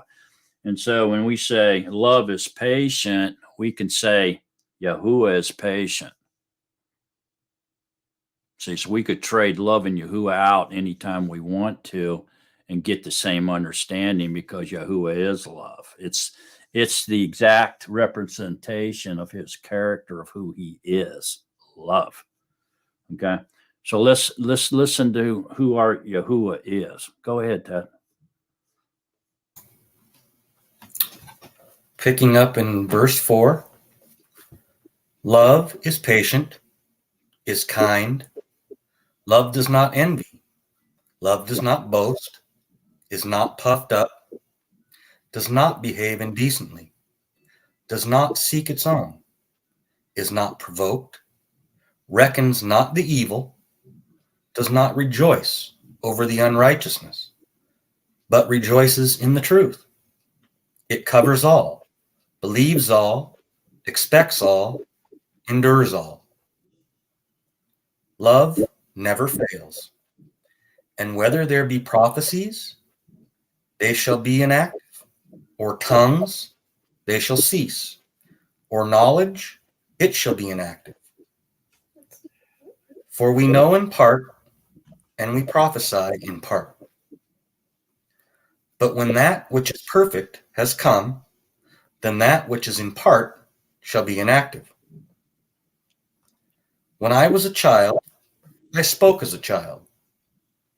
I thought as a child. I reasoned as a child. But when I became a man, I did away with childish things. For now we see in a mirror, dimly, but then face to face. Now I know in part, but then I shall know, as I also have been known. And now belief, expectation, and love remain, these three. But the greatest of these is love. Okie dokie. So, there are three great things in this world. That's right. And they're belief, hope, and love. And the greatest of these is love, by far. So expectation is hope, and so our belief and our hope and our love remain. And the greatest of these by far is love, because love is Yahuwah. Okay. But when I became a man and I did away with childish things such as fairy tales and fables and other things that child believe in, we put away those, even if we're in some kind of a weird predicament, kind of like my grandchildren are, where they go to their parents' house. They learn about tooth fairies and Santa Claus and Easter Bunny and other fables, which is childish things because they're a child. They're weak to these things, but when they come here, they don't learn about those things. So even if you was raised in that kind of a situation, once you become a man, you put away those childish things that you had no control over as a child because they were being forced on you by your parents or your grandparents, even perhaps. Okay. So they'll have a choice to make, just like we all do when they get old enough to make those choices. Right now, they know the truth, but the childish things overtake them because Satan has designed them around the family unit and has ingrained them into our family so deeply that they're all authored to brainwash children. And when the children don't get those presents on Christmas, they get upset. See what I'm saying? And so then the parents do it because of the children. That's what they say. Oh, it's all about the kids, And so when we come in, we have the option to get rid of those childish things. And I'm really interested in this verse 10. Boy, verse 10s are jumping out at us today, aren't they? But when that which is perfect has come, then that which is in part shall be inactive. What does that mean? Okay, so that kind of means that the Ruach works through us, his spiritual gifts in part. Right? That's him doing these things.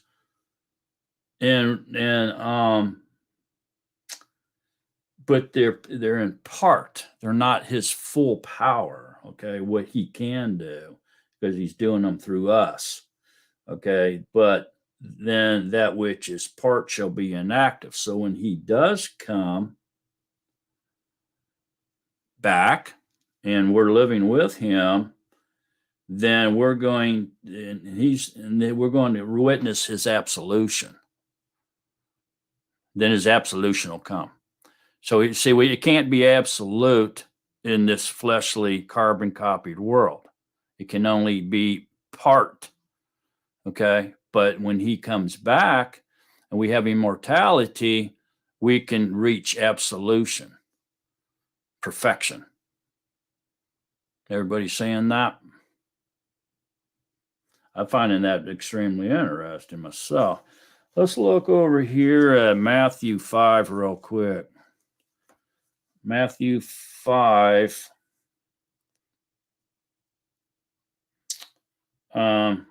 See, we know in part and we prophesy in part. See what I'm saying now? But Matthew 5:48 is interesting. It says, therefore, be perfect as your Father in the Shemayim is perfect. Perfect in what? It just says here that it's all in part. Perfect in love. There you go. We can achieve perfect love. We can be perfect in our love through our actions. For if we know in part and we prophesy in part, but when that which is perfect, love, has come, then that which is in part shall be inactive. We don't need it. When love shows up, you see that? And so another place I want to, but yeah, that perfect in love is exactly right. And then let's look at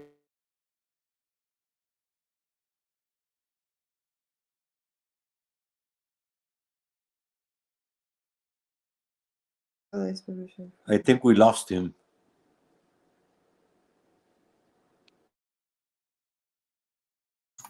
Mark, we lost you, buddy.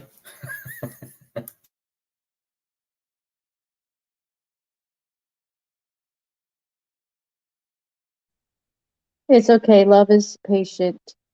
We can wait. That was great. all right, y'all are back now. They were doing that refreshing again for some reason. So I'm trying to look at 1 Peter 4:8. It says, Comes after. Wait.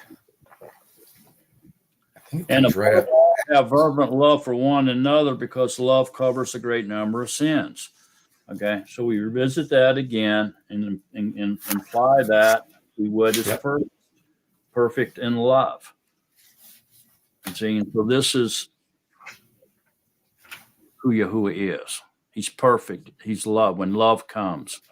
So what is that telling us, man? The overall picture. Anybody know? What's the overall picture of that?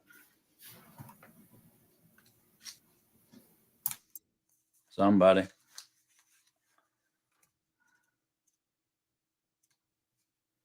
Go ahead, Chili.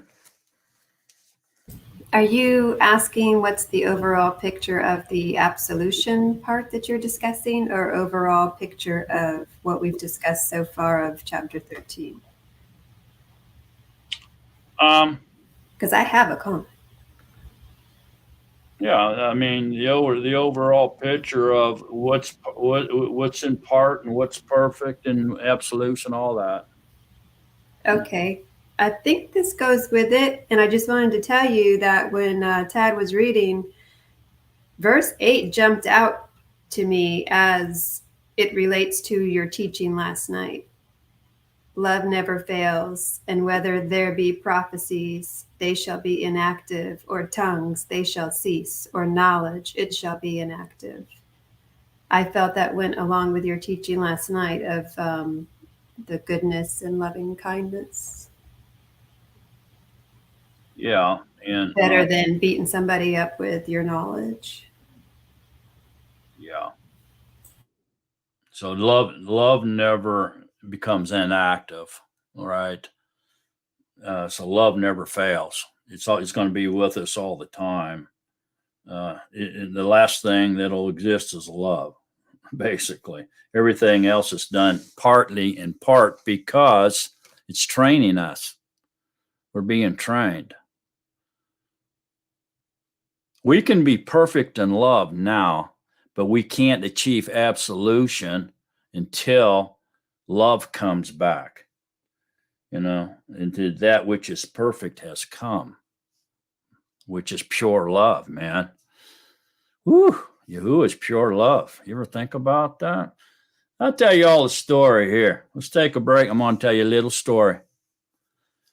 One time, a long time ago, when I was probably in my 30s, I had went going through some stuff, and I'm not going to get into all of that and bore you with it. But during this time period, I had asked Yahuwah in a different name.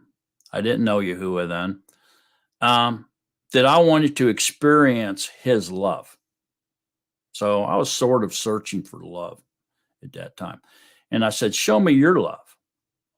I know the love that a man has for a woman. I know a woman's love and the love of a child, but I want to know what your love is like. Show me your love. Okay. It's kind of like me asking you, I want to know if you're real. Prove to me that you're real. People say, oh, what? Yeah, where's your faith at? Well, you don't understand these things unless you've been on that path. I feel it's the same path that Moses was on when he asked Yahuwah to show me, I want to see your esteem. Even though he had talked to him prior, saw a lot of different manifestations of Yahuwah, but he wanted to see Yahuwah himself.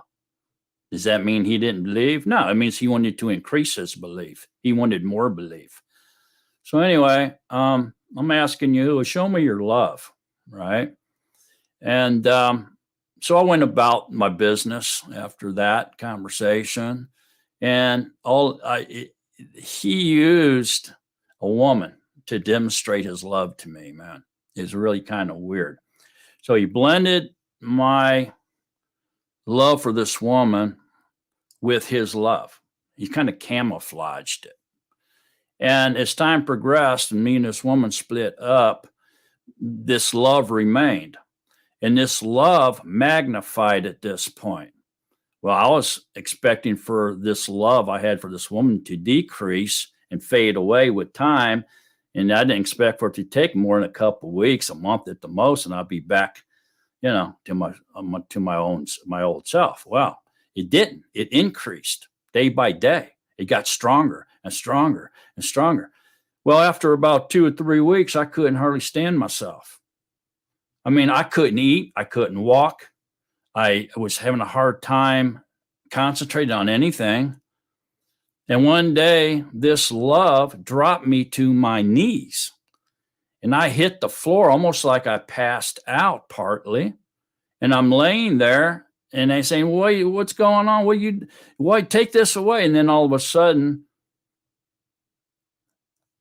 I heard him say to me, not out loud, but internal, do you remember what you asked for? And then it dawned on me, oh, this is not the love I had for this woman. It's increasing. This is the love of Yahuwah. And when I realized that love grew even stronger, and I thought I was going to die.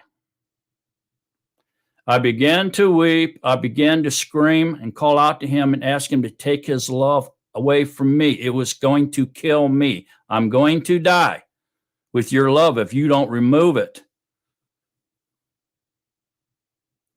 And then after I thought I was going to die, all of a sudden it went away. I got my strength back and I stood up. And then he said to me again, that was one drop of my love beyond human capacity, beyond the ability of humans to love. That was just one drop of my love beyond human maximum capacity. And it's just like one drop in all the oceans of the world compared to all the oceans of the world.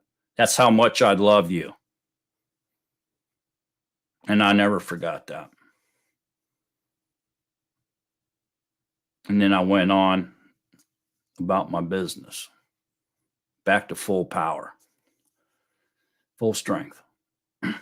So the love of Yahuwah is beyond anything that we know and can have experienced.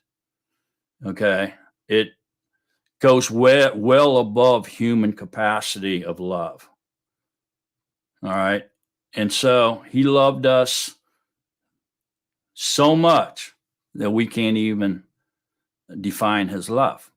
But this chapter 13 here, it comes about as close as a human can describe Yahuwah's love and who he is. So the next time you read chapter 13, remember that. And hopefully that will bring you closer to Yahuwah. And we could experience and at least be more aware of how much he really loves us with his everlasting love. I think a lot of us don't really appreciate that or really think about that love as deep as we need to, or we should. Okay. All right. So that is chapter 13.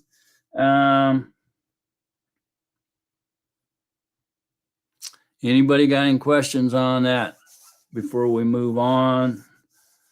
1 John chapter 4, even the whole 1 John is a beautiful, beautiful writing on love, man. We should spend a lot of time on 1 John, especially chapter 4 in relationship to Corinthians 13. If anybody wants to do that later on, read 1 Corinthians 13 and 1 John chapter 4, back and forth, blend them together, be an exciting study for somebody. Somebody needs to do that. All right. Anybody? Anything on chapter 13 before we go into 14 now? 14 is the tail end of the chapter 12, 13, and 14. It should clear up a lot of anything that we're still lacking in understanding about this Ruach-like gifts. Look, none of the spiritual gifts, before we get going here, that's what this is basically all about. Love is a spiritual gift. It's the most powerful one. None of the spiritual gifts is of any value at all without love. Matter of fact, we shouldn't even try to even worry about spiritual gifts unless we have love. That's how important love is. So no spiritual gifts is of any value without love. Speaking in tongues, this is one of the more things that most of us are divided on when it comes to spiritual gifts. But speaking in tongues, whether it is a human language or a language of messengers, is useless. I repeat, it is useless without love. So when when people try to teach you that you have to speak in tongues as evidence that you have the Ruach, I would say to them that speaking in tongues is useless without love. Speaking of the Ruach HaKodesh dwelling in us, because without love, we're not capable of doing any of the other spiritual gifts. They're useless to us without love. And that's an understanding that we all need to get that. Okay. Go ahead, Shelley. Thanks. Just real quick, I wanted to say that this chapter, verse 1, also reminds me of Yahuwah's great humor. To me, it's just hysterical to picture somebody walking around with these symbols. You know, it's like the plank in your eye. I just think that's very, very funny. I love that humor. Yeah. You know, we should be following after love. But now here's the big but. Also, we should desire spiritual gifts, particularly prophecy. Now, who wants to start chapter 4 with that in mind? 14. Who wants chapter 14 with what I just said in mind? Let me say it again. We should follow after love, but we should also desire spiritual gifts, particularly prophecy. Who wants 14?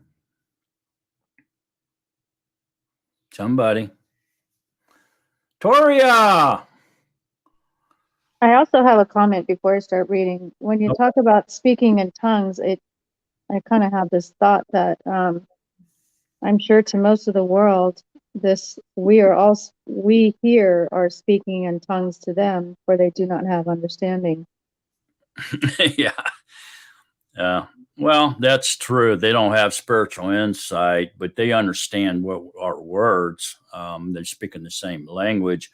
But yeah, we can start talking over their head when we begin to speak of the knowledge of Yahuwah and about spiritual matters. They can't hang with us. That's why we don't do that. And instead of doing that, what we need to do is speak to them about Yahuwah's goodness, Yahuwah's kindness, Yahuwah's everlasting love, and about repentance. The main theme and message of Yahusha himself. Repent, for the reign of Yahuwah is coming near. Do you understand what that means? You know, and then they can understand these things. We talk to them on their level. In other words, they can they don't understand our words, but we need to go down to their level of understanding, which is literal, strictly literal, and speak to them there. Become like them so that they can understand us. It's like going down to a child's level. You know, you got to talk to a child in a way that the child can understand. It's the same kind of thing. You can't talk to a child like you can talk to me, because the child won't know what you're talking about. But we can go down to that child's level and talk like a little kid. They'll get us. And that's basically what we have to do here. You know, Paul himself, man, he personally told us that he personally speaks in tongues more than anyone else in the assembly. And he's glad that he can do it. But he spoke in a known language in order to teach others. He didn't speak in tongues to them. Well, why would he? They wouldn't understand a word he was saying. Okay? So this is where we're going to get into all this in chapter 14. All righty. Yeah, I realize that, Rebecca, but whether he spoke in Hebrew or he spoke in Greek doesn't matter if the people didn't understand the language. But if he could speak to the Hebrew in Hebrew when he was among the Hebrew, and the Greek, he spoke Greek when he was among the Greek, then they could understand what he was saying. But if someone that didn't speak those languages were there, they wouldn't think he was speaking in tongues. It wasn't a Ruach-like gift. It was just him speaking in that native language of the people he was talking to. And then they would probably just walk on if they didn't understand the earthly language that he was teaching a group of people in. That's all. See what I'm saying? So do you think that's the same when he spoke in parables? Because he only wanted those to hear him to have the understanding, where the others he didn't? Yeah, I do. He wasn't speaking to them in tongues. He was speaking to them in parables, because if they weren't his. And so he came for the lost, for those who are lost. Salvation is of the Yehudim. So he spoke to these people that weren't his so that they wouldn't understand what he was saying intentionally. Because if they would understand, if he would have spoke to them plainly so that they could understand, then he would have had to heal them, because they would have acted accordingly to his word of truth, and he would have had to heal them, but they were not his. That's why he spoke in parables.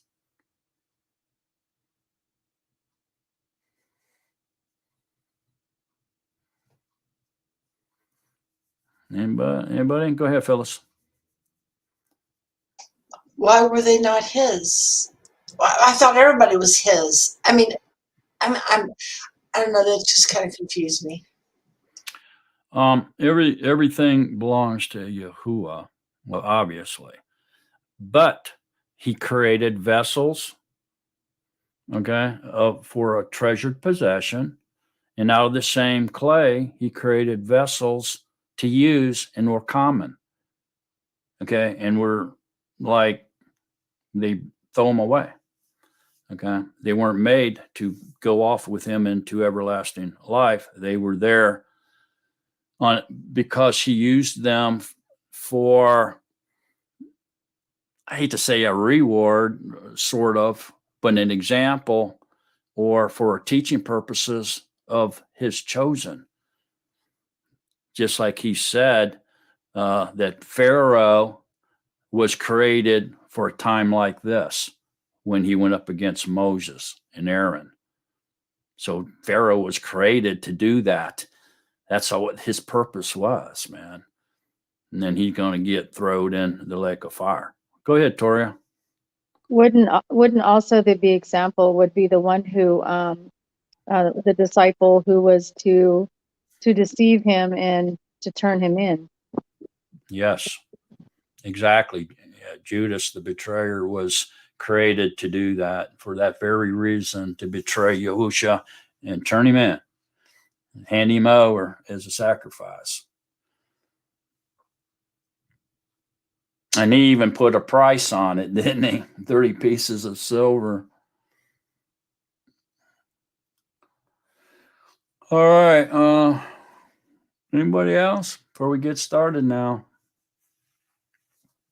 All right. Toria, do you want to read chapter 14? Yes, sir. Okay, go ahead. Pursue love and earnestly seek the Ruach like gifts, but rather that you prophesy. For he who is speaking in a tongue does not speak to men, but to Yahuwah. For no one understands, but in the Ruach he speaks secrets. Okay, stop.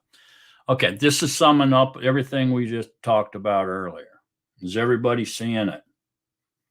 So we're to pursue love and earnestly seek the Ruach-like gifts. So you're supposed to seek them out, to be able to ask for them, to be able to allow the Ruach to do these things through you.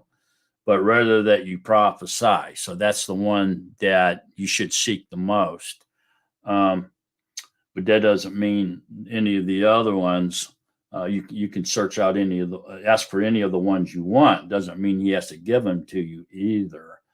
And any of these gifts then would be evidence that we have the Ruach HaKodesh, because it's the Ruach doing them, all of them. And but rather that you prophesy. So does tongues prove, as the Christians say, that we have the Ruach HaKodesh, or we've been immersed in the Ruach? Is it evidence of that? Yes. It's one of the spiritual gifts. So that way they're correct. They're the only error when they say you have to speak in tongues to prove that you could have the Ruach. It's the only way to prove that, or to receive the Ruach, is when you receive the Ruach, you speak in tongue. No, that's not true. Love is greater. It's the greatest of all the gifts. It's the more excellent way.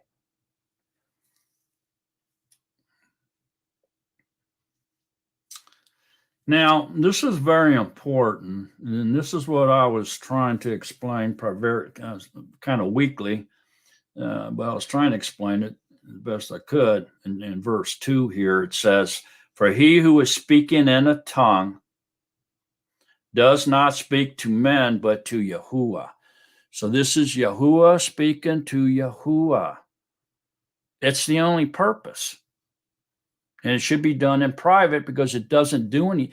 If an unbeliever came and saw a group of people standing around speaking in tongues all day long, they think you're insane. As them people are drunk. Something wrong with them people's on dope. What they've been smoking, right? So, or he who is speaking in the tongue does not speak to men. So you don't do it to speak to other men in an assembly, okay? But to Yahuwah. You're doing it to communicate directly with Yahuwah. The Ruach in you speaking to the Ruach in the universe. For no one understands. Nobody understands it but Yahuwah. But in the Ruach, he speaks secrets. So Yahuwah is speaking secrets through you to Yahuwah, to edifying your being as well. Although nobody's understanding it but Yahuwah. That's powerful stuff right there.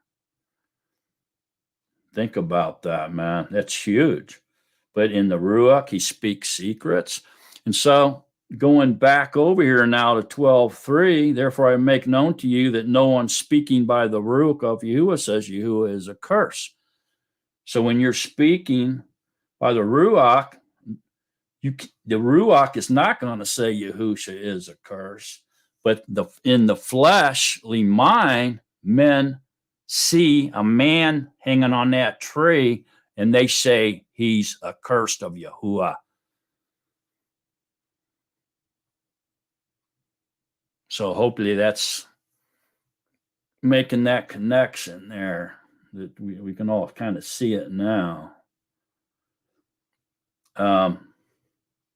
But he who is prophesying speaks upbuilding and encouragement and comfort to men. He who is speaking in a tongue builds up himself, but he who is prophesying builds up the assembly.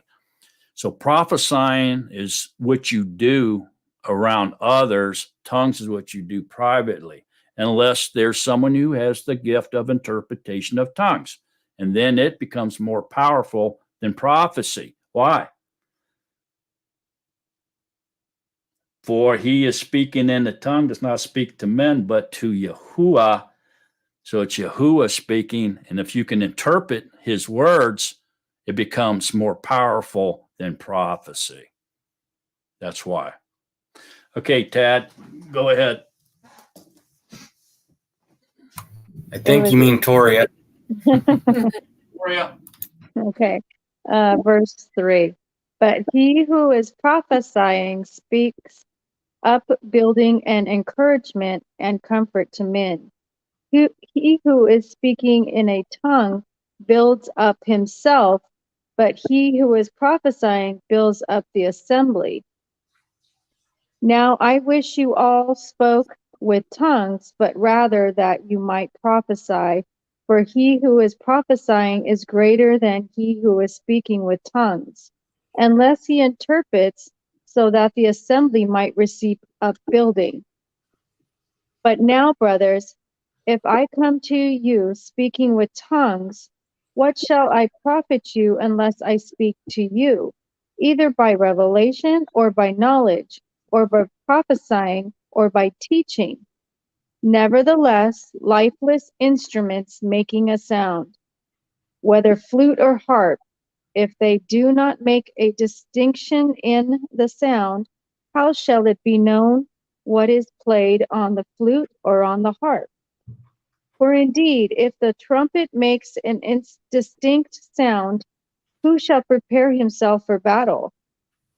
So also you, if you do not give speech by the tongue that is clear, how shall it be known what is spoken?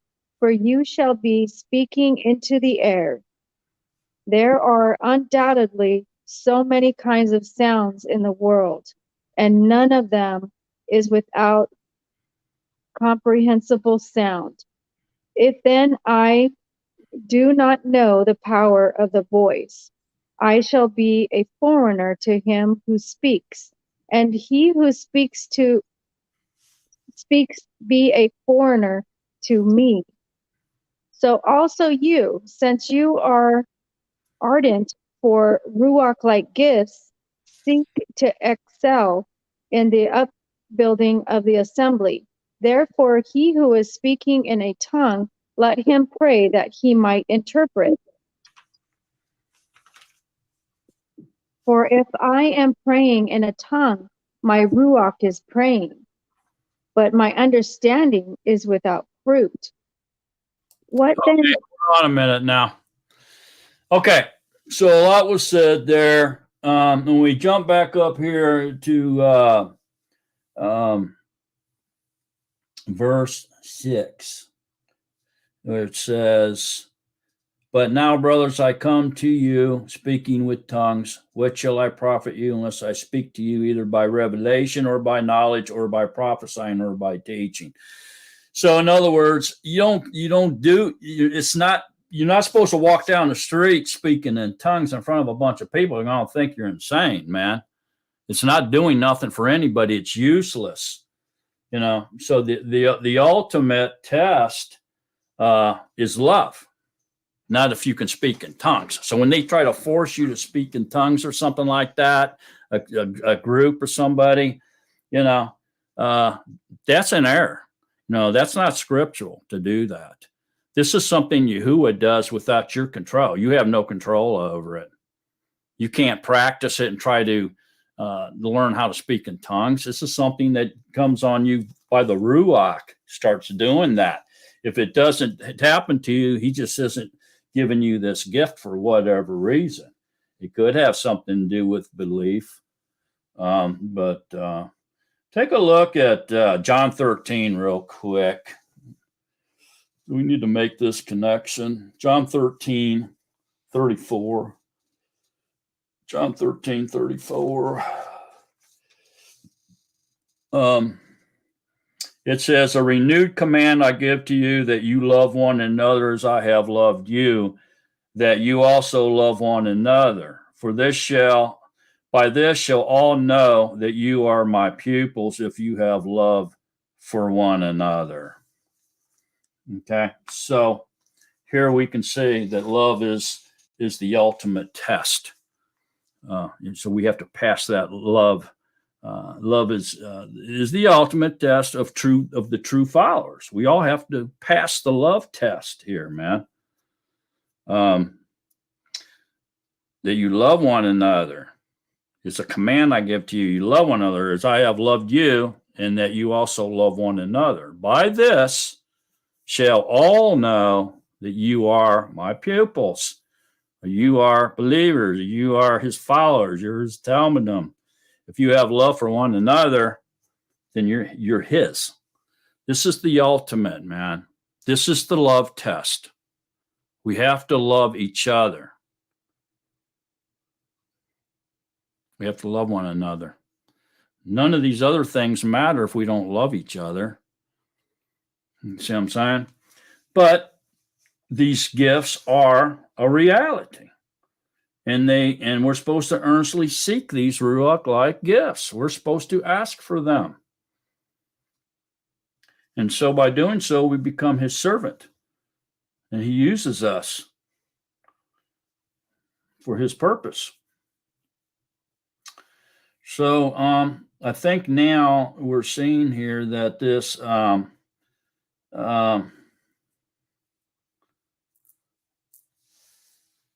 speaking in tongues is a thing that we can pursue, but it is not edifying or it's not profitable for others unless we can interpret or somebody else with us can interpret what Yahuwah is saying. Okay. And so it really is sort of useless for the body or the assembly. It's only profitable for us, for the person. You see, unless it can be interpreted, then it becomes profitable. It's no longer useless. But it's not useless for the person that has that gift. And we better not talk against it because that's blaspheming the Ruach HaKodesh's work, man. That's the Ruach doing that. That's not them. That's not Satan. That's the Ruach. So we have to be careful. We don't want to talk bad about it, that spiritual gift.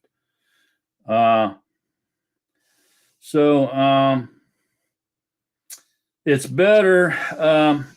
Here at the end of 13, where it said, therefore he was speaking in a tongue, let him pray that he might interpret. If you can't interpret what Yahuwah is saying, then don't do it around people. It's better that you remain silent, like Yahusha remained silent. Okay, you're better off just remaining silent. Okay, at that point, because it could be that if you don't, it could be the devil. It could be the devil coming and playing in your mind, getting you to pretend like you're speaking in tongues. Now what's happening? You're in big trouble. And the way that we can understand these things is difficult because it becomes gibberish. Okay, and they're just doing it to make you think they have power.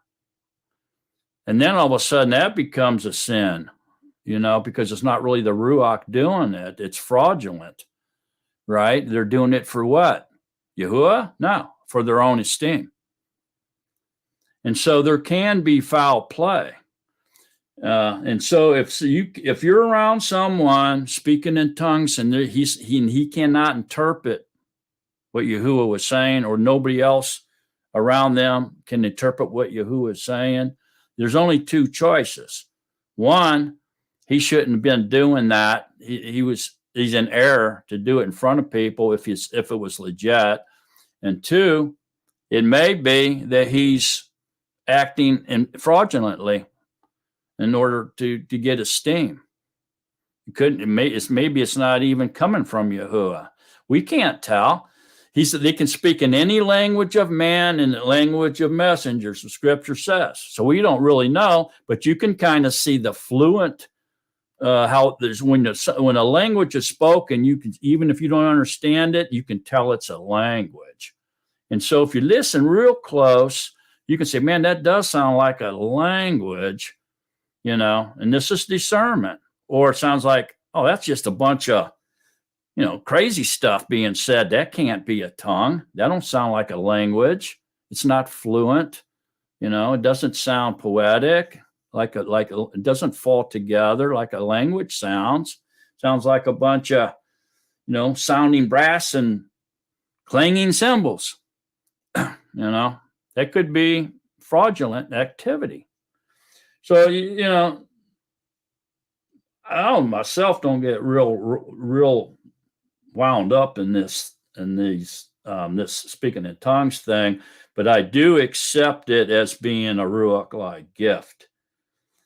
And Paul is very distinctful here when he is talking about these Ruach-like gifts. You can see how much time he's spending on tongues. He wants us to get it.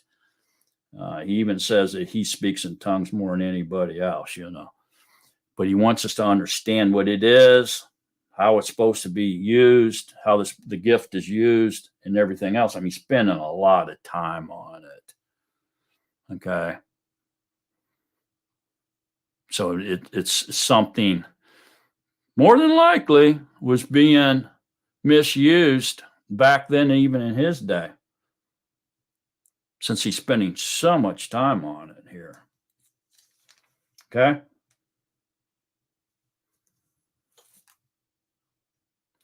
No matter if we could do all these Ruach-like gifts, man, love is the ultimate test for us. Highly unlikely, though, probably 0 to nil, that if you don't have love, you ain't going to have any of them other spiritual gifts either. Highly unlikely. All right. Let's go ahead and continue on then. Okay.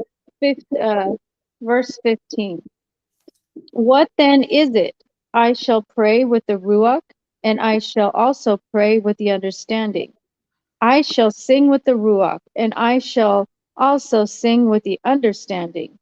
Otherwise, if you barak with the Ruach, how shall he who fills up the place of the unlearned say Amen at your giving of thanks, since he does not know what you say?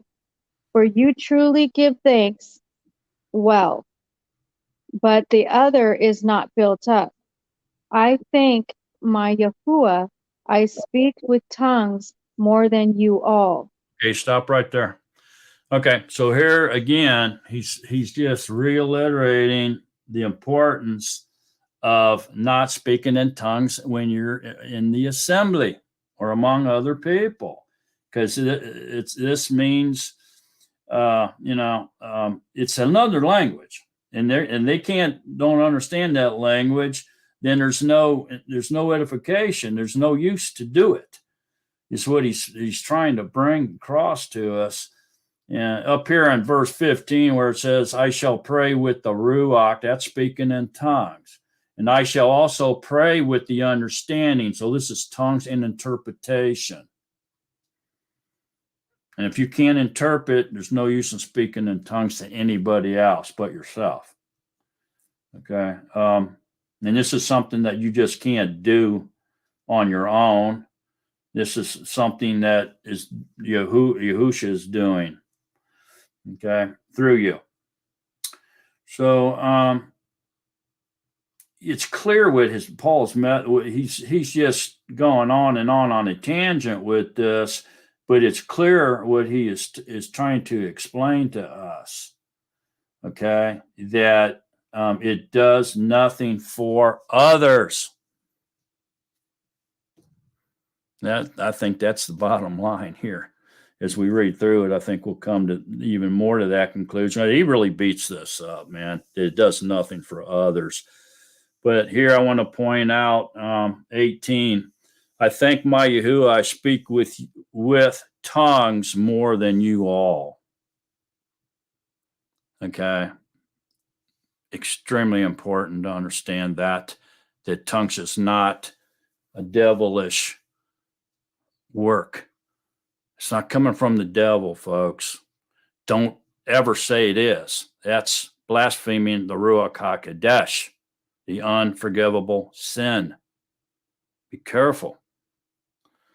Okay, there's a lot of voodoo that goes along with this stuff because of the way the different interpretations and people that aren't familiar with the spiritual gifts coming out of circuses that never taught them. It's voodoo to them because they teach it to be voodoo. So it gets ingrained in our minds. We have to be careful. We don't want to listen to what men say. We want to listen to what Yahusha says. And it's very clear here that Paul is saying, I think my Yahuwah, I speak with tongues more than you all. We have to accept that. We don't have to understand it, but we have to accept it and move on. And don't blaspheme against the Ruach. Okay? And then, so now he's going to explain more about how tongues does nothing for the assembly. He just beats it to death. Go ahead, Toria. Okay, 19. But in an assembly, I wish to speak 5 words with my understanding, that I might instruct others also. Then 10,000 words in a tongue. Brothers, do not be children in your thinking, but in evil be babes, and in your thinking be perfect. In the Torah, it has been written, with men of other tongues and other lips, I shall speak to this people, and even so they shall not hear me, says Yahuwah. So then, tongues are for a sign, not to those who believe, but to unbelievers. And prophesying is not for unbelievers, but for those who believe. Okay, hang on. Okay, so now Paul's starting to clear up. His words are getting more clear now as he gets toward, he's getting toward the end of his tangent. He's clearing up. It's up here where he's saying, it's better I speak with 5 words of understanding to someone than to try to teach them or instruct them with 10,000 words in the tongue. Okay. So why? Because they're not going to understand any of those 10,000 words. So it's better to speak with 5 words and to help others than it is to help ourselves. And that's all tongues does, is just helps the person with that gift, unless they can interpret. Okay. So, and the Torah has been written. Now, this is, to me, this is like just hit me right upside the head, man. With men of other tongues and other lips, I shall speak to this people, and even so they shall not hear me, says Yahuwah. So what's Paul? He's still speaking about tongues here. This is speaking in the gift, Ruach-like gift in tongues. This isn't something that he threw in the middle of this context that means something else. He's speaking of tongues here. With men of other tongues and other lips, I shall speak to these people. In the gift, Ruach, he's speaking through the Ruach in another tongue, and then interprets what Yahuwah is saying. It's Yahuwah that's talking in the other language. Who knows how to speak in any language in the planet and any language in the heaven of the messengers? Who can do that? No one except Yahuwah. He's the one that's speaking the tongue. He'll give the gift of an interpreter to interpret the tongue and let everybody else know what he just said. Who said? Yahuwah. So then, tongues are for a sign. They're for a sign when spoken in the assembly. They're a sign. Not to those who believe, but to unbelievers. So if an unbeliever sees someone in the assembly speaking in tongues, and especially if it's interpreted, that would have to be an interpreter there, or they could even possess both gifts, speaking in tongues and the interpretation of the tongue. They're a sign for those, not for those who believe, but for the unbelievers. So if an unbeliever sees that, it's going to raise his curiosity, and he's going to say, wow, what's going on? There's something spiritual in there. But on the other side of the coin, if everybody does nothing but talk in tongues all day long, that same believer is going to say, oh, them people are mad. They're high on dope or something, man. They've been smoking some good weed, and get some of that stuff for myself. See what I'm saying? So it's done, decently and in order. Okay, it's not done just crazy all day long, where an unbeliever sees it and thinks everybody's insane in there doing that. And prophesying is not for the unbelievers, but for those who believe. There you go. So that is why it's better to prophesy than speak in tongues, unless it can be interpreted, because it's Yahuwah who's speaking. Then it becomes extremely powerful when we know what Yahuwah is saying. So 21 is a lot of times taken out of its context, and people think it's talking about something else. This is talking about tongues, and we need to leave it right there where it belongs, in context, in the subject matter of Paul, which is spiritual gifts. We need to leave it right there. We can't extract it from that position and apply it somewhere else.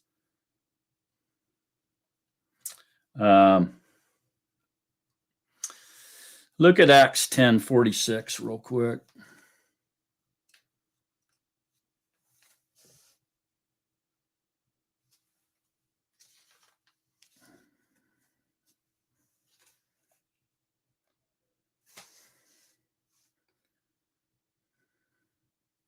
Jump up to 45. And those of the circumcision who believed were astonished. These were the Yehudim. This is Peter up here with the Gentiles. As many as came with Peter or Kepha, because the gift of the Kadesh Ruach had been poured out on the nations also. For they were hearing them speaking with tongues and extolling Elohim. So they were praising and worshiping Elohim with tongues and other languages. Then Kepha answered, is anyone able to forbid water that we should not be immersed who have received the Ruach HaKodesh? So here we see that it was a sign that these people received the Ruach HaKodesh. To Paul and all the Yehudim that was traveling with Paul saw it as a sign that these Gentiles had received the Ruach.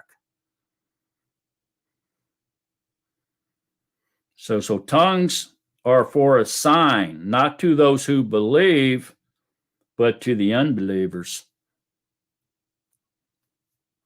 Becomes kind of powerful at that point, doesn't it? Okay.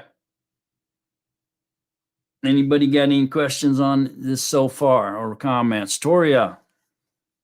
So was that when the disciples spoke to the crowds and they heard it in their own language?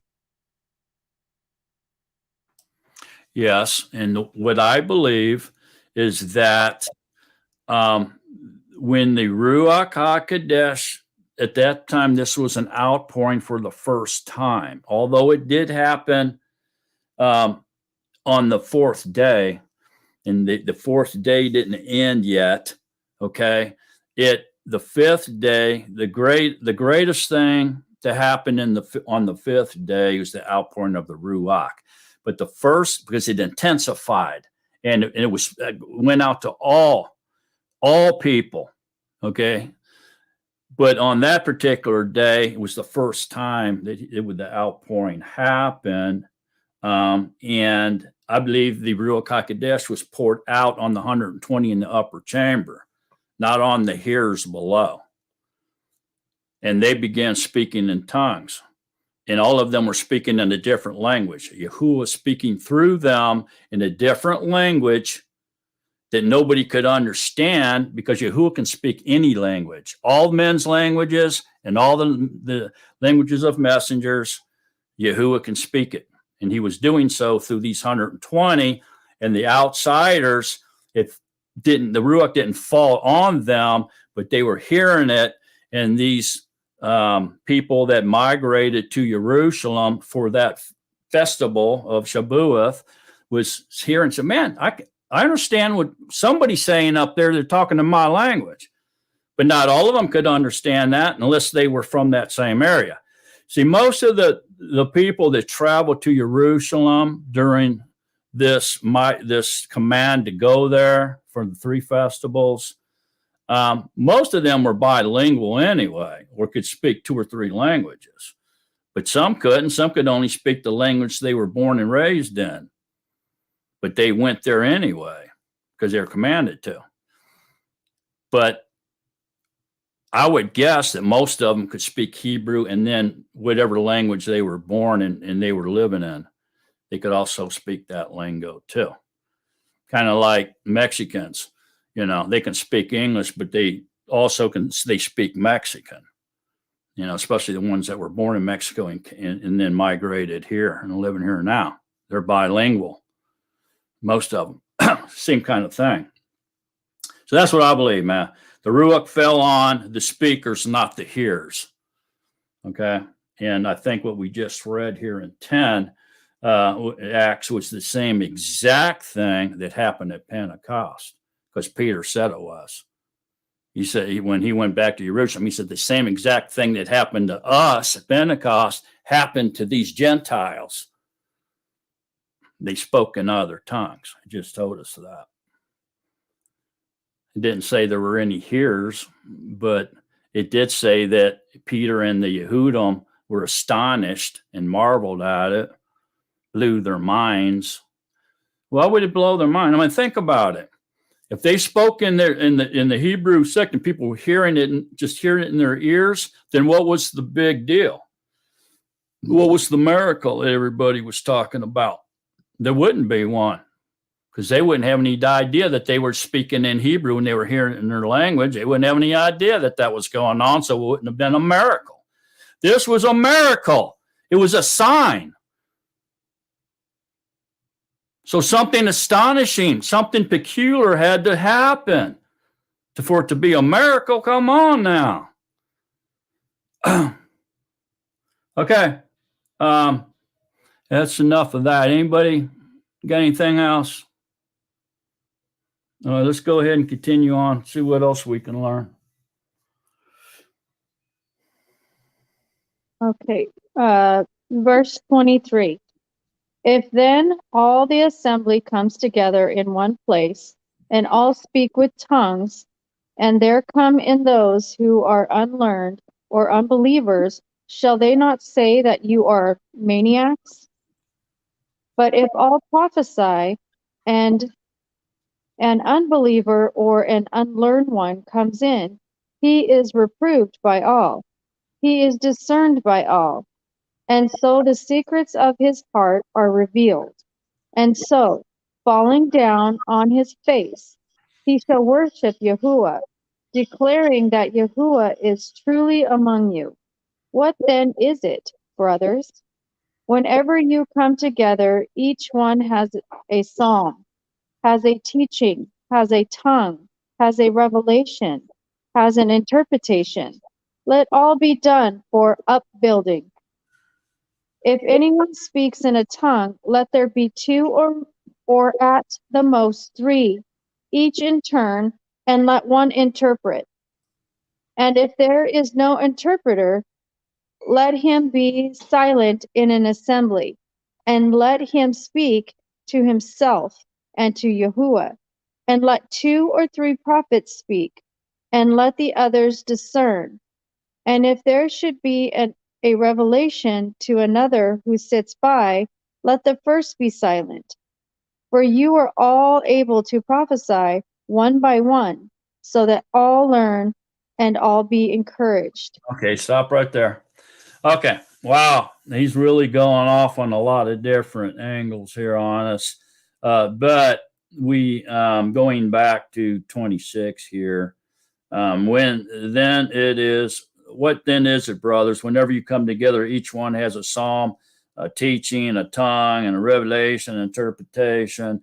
So we all can contribute as long as it's being done decently in order. Okay, we don't all have the same gifts, but we all Yahuwah can use all of us to build up the body. So it's let all be done for upbuilding, for the benefit of everyone, the benefit of the assembly. It's for serving the body is what these jobs or gifts are for. Okay. And if anyone speaks in tongue, let it be 2 or 3, and each in turn, and let one interpret. Somebody has to interpret, and then it's permissible. If there's no interpret, nobody has the gift of interpretation of the tongue, then remain silent. Nobody's allowed to speak in tongues and in the assembly. And if there is no interpreter, let him be silent in the assembly, because it's not going to help anyone. It's just a waste of time. It's useless. It will not build up the body. Then when it says, and let him speak to himself and to Yahuwah only. That means do it in private, man. If you can't interpret, it's not going to help anybody. It's useless here in the assembly. And let 2 or 3 prophets speak, if you have prophets among you, or teachers, if you will, and let others discern. Discern what? Discern whether the prophecy from the speakers is of Yahuwah or of Hashatan. That's what you discern. You don't believe any man. You let the Ruach give you the gift of discernment, man, between Ruachs. You decide whether or not what they're saying is from Yahuwah or from the devil. Don't believe them. Use your discernment. And if there should be a revelation to another who sits by, let the first be silent. So if someone, should be a revelation to another. So if you're prophesying, so you have the gift of prophecy, and then all of a sudden another person butts in who is sitting by you, or somebody say on this screen, then be quiet. The first one has to shut up and let that person talk, because that interruption is Yahuwah. He's trying to straighten something up.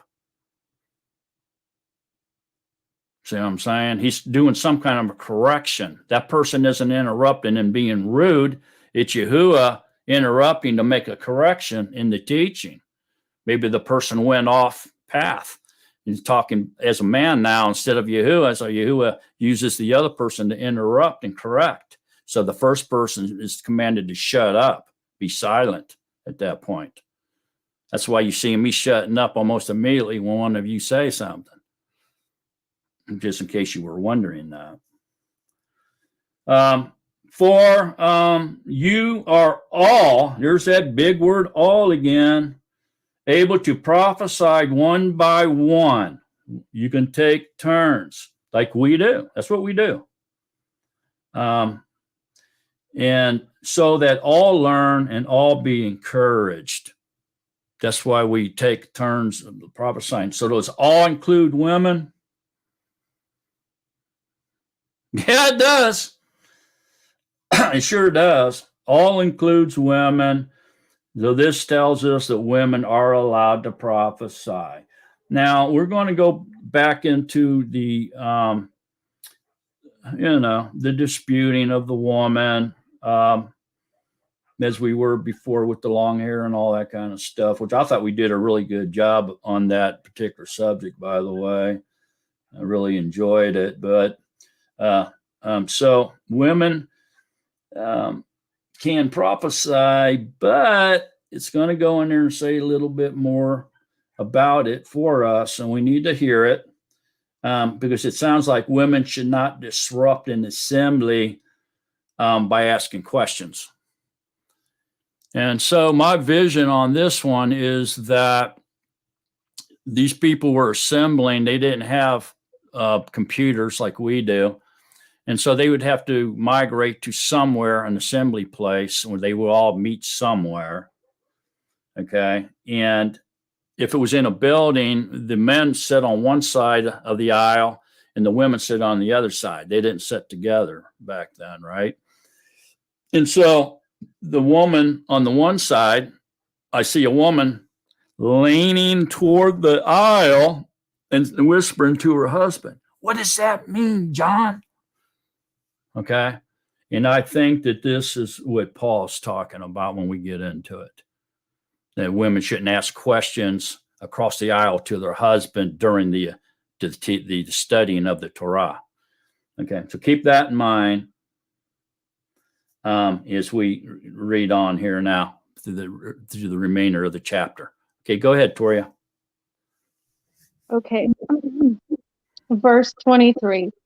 If then all the assembly comes together in one place, and all speak with tongues, and there come in those who are unlearned or unbelievers, shall they not say that you are maniacs? But if all prophesy, and an unbeliever or an unlearned one comes in, he is reproved by all. He is discerned by all. And so the secrets of his heart are revealed. And so, falling down on his face, he shall worship Yahuwah, declaring that Yahuwah is truly among you. What then is it, brothers? Whenever you come together, each one has a psalm, has a teaching, has a tongue, has a revelation, has an interpretation. Let all be done for upbuilding. If anyone speaks in a tongue, let there be two or more, or two or at the most three. I'm sorry, I need to go back. I just realized I'm rereading everything. Just keep going. Are you sure? Yeah, go ahead. Okay. And let one interpret. And if there is no interpreter, let him be silent in an assembly. And let him speak to himself and to Yahuwah. And let two or three prophets speak.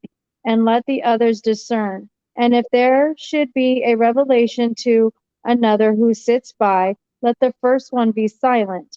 For you are all able to prophesy one by one, so that all learn and all be encouraged. And the ruachs of the prophets are subject to the prophets. For Yahuwah is not of disorder, but of peace. As in all the assemblies of the Kodesh ones, let your women be silent in the assemblies, for they aren't allowed to speak, but let them subject themselves, as the Torah also says.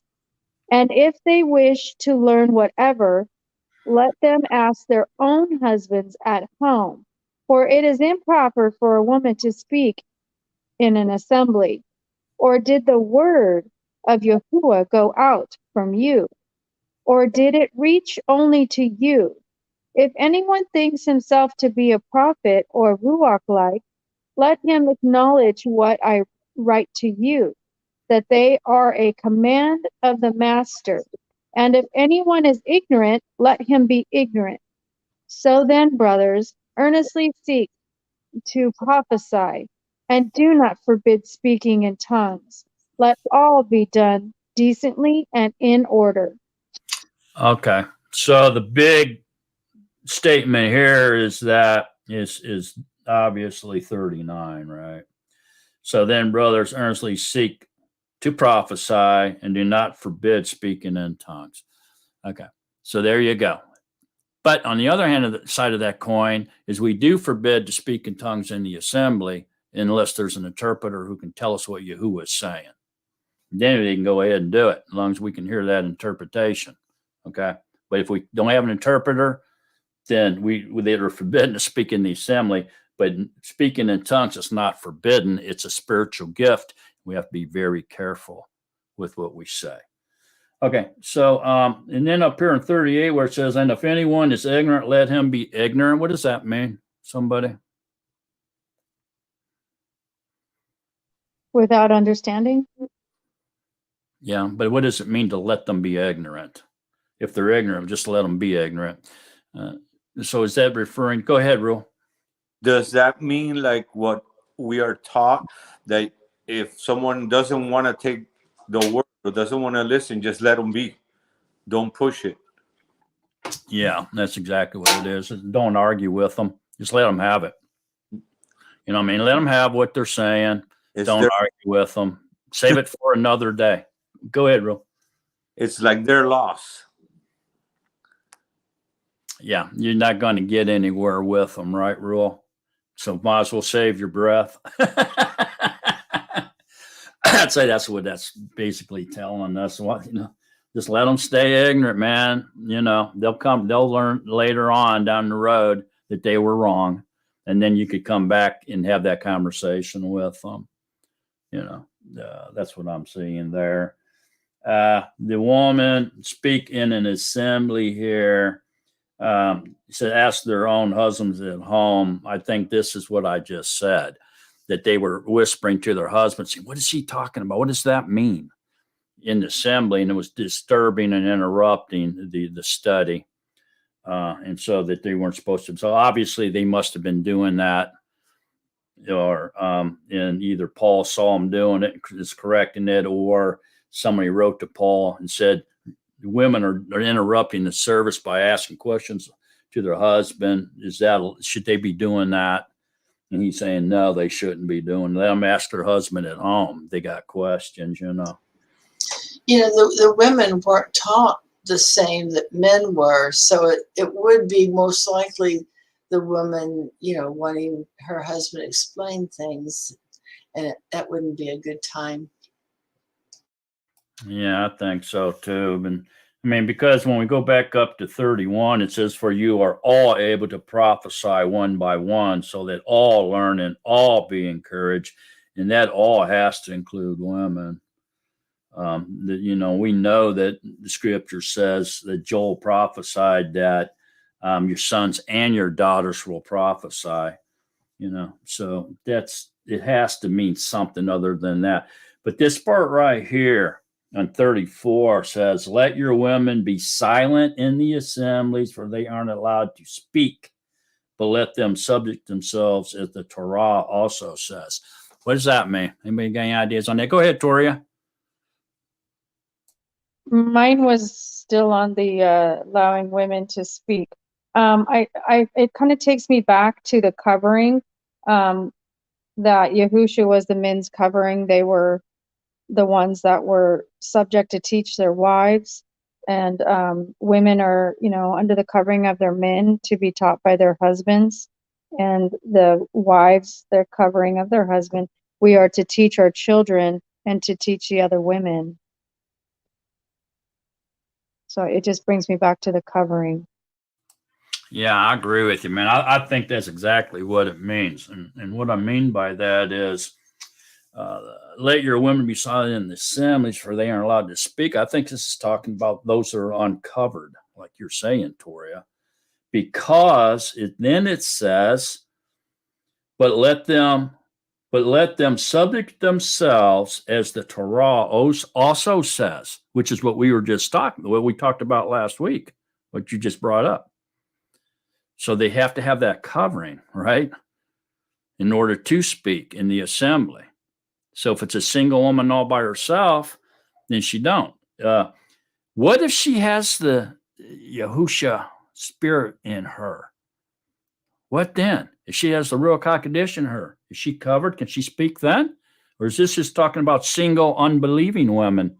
Well, I don't remember who said it, but her father becomes her covering, correct? So he's her guidance. Yeah. I think though at that particular time, Hebrew custom would not allow a young woman under the authority of her father to speak anyway. She's too young. As a matter of fact, I don't think men were allowed to stand up and read Torah until they were 21. They had to come of age. Maybe it was 20. Remember, it said Yahusha had come to age, so he stood up and read out of the great scroll of Isaiah. Remember that? Because he came up to age. So I think there was an age restriction for sure on men and women. But that's a good thought. So are we saying then that let your women be silent in the assemblies, for they ain't allowed to speak, is referring to unbelieving single women that's out on their own? They're adults now. But let them, those single unbelieving women, let them subject themselves, as the Torah also says. It's the same thing we were talking about last week. Is that what Paul's telling us here? It seems to me it is, because when we go back up there to 31, it says, for you are all able to prophesy one by one, so that all learn and all be encouraged. Let's look at 2 Peter 1 real quick.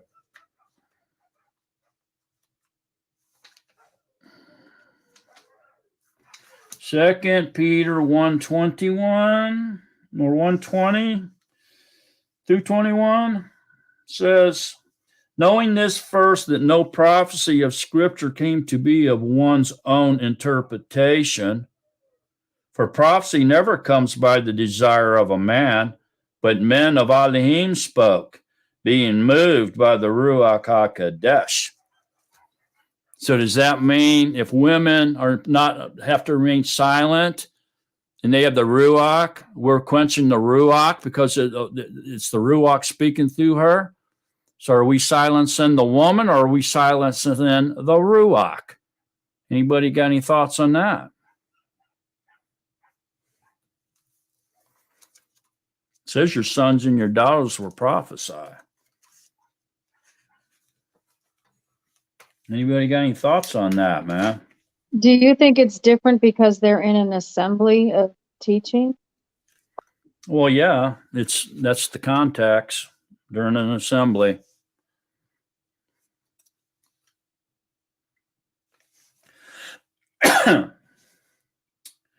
Let's look at Revelations 19. It might shed some light on it. Verse 10 again. Well, we just been verse 10 all day, right? Okay, so Revelation 19, verse 10. And I fell at his feet to worship him, but he said to me, see, do not do it. So this John Yahukanan's fallen down at the feet of a messenger. See, do not do it. I am your fellow servant and of your brothers who possess the witness of Yahusha. Worship Yahuwah, for the witness of Yahusha is the Ruach of prophecy. So,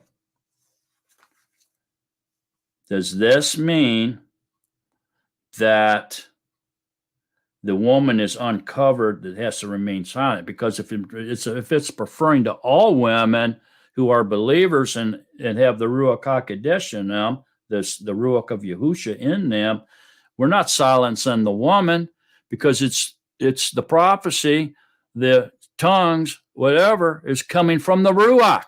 So we're quenching the Ruach, not the woman. If we make her stay silent and she has the Ruach and the Ruach in her has something to say. So there has to be talking about something else, man. So it can only be a single unbelieving woman that doesn't have a covering. She doesn't have Yahusha. She doesn't have the Ruach. She doesn't have a husband. She's out away from her father's house. She's living out on her own. She has to remain silent. But the women that are mature have a husband and have the Ruach in them and have the Yahusha as a covering and their husband as a covering. Do they have to remain silent? Anybody? Are we seeing the breakdown here on this? I think we are. I think we're right on spot on with this here now.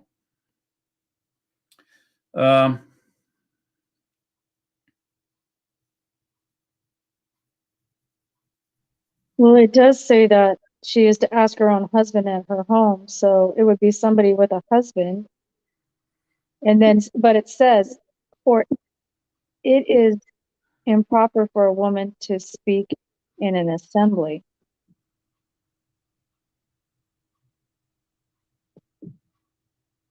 yes.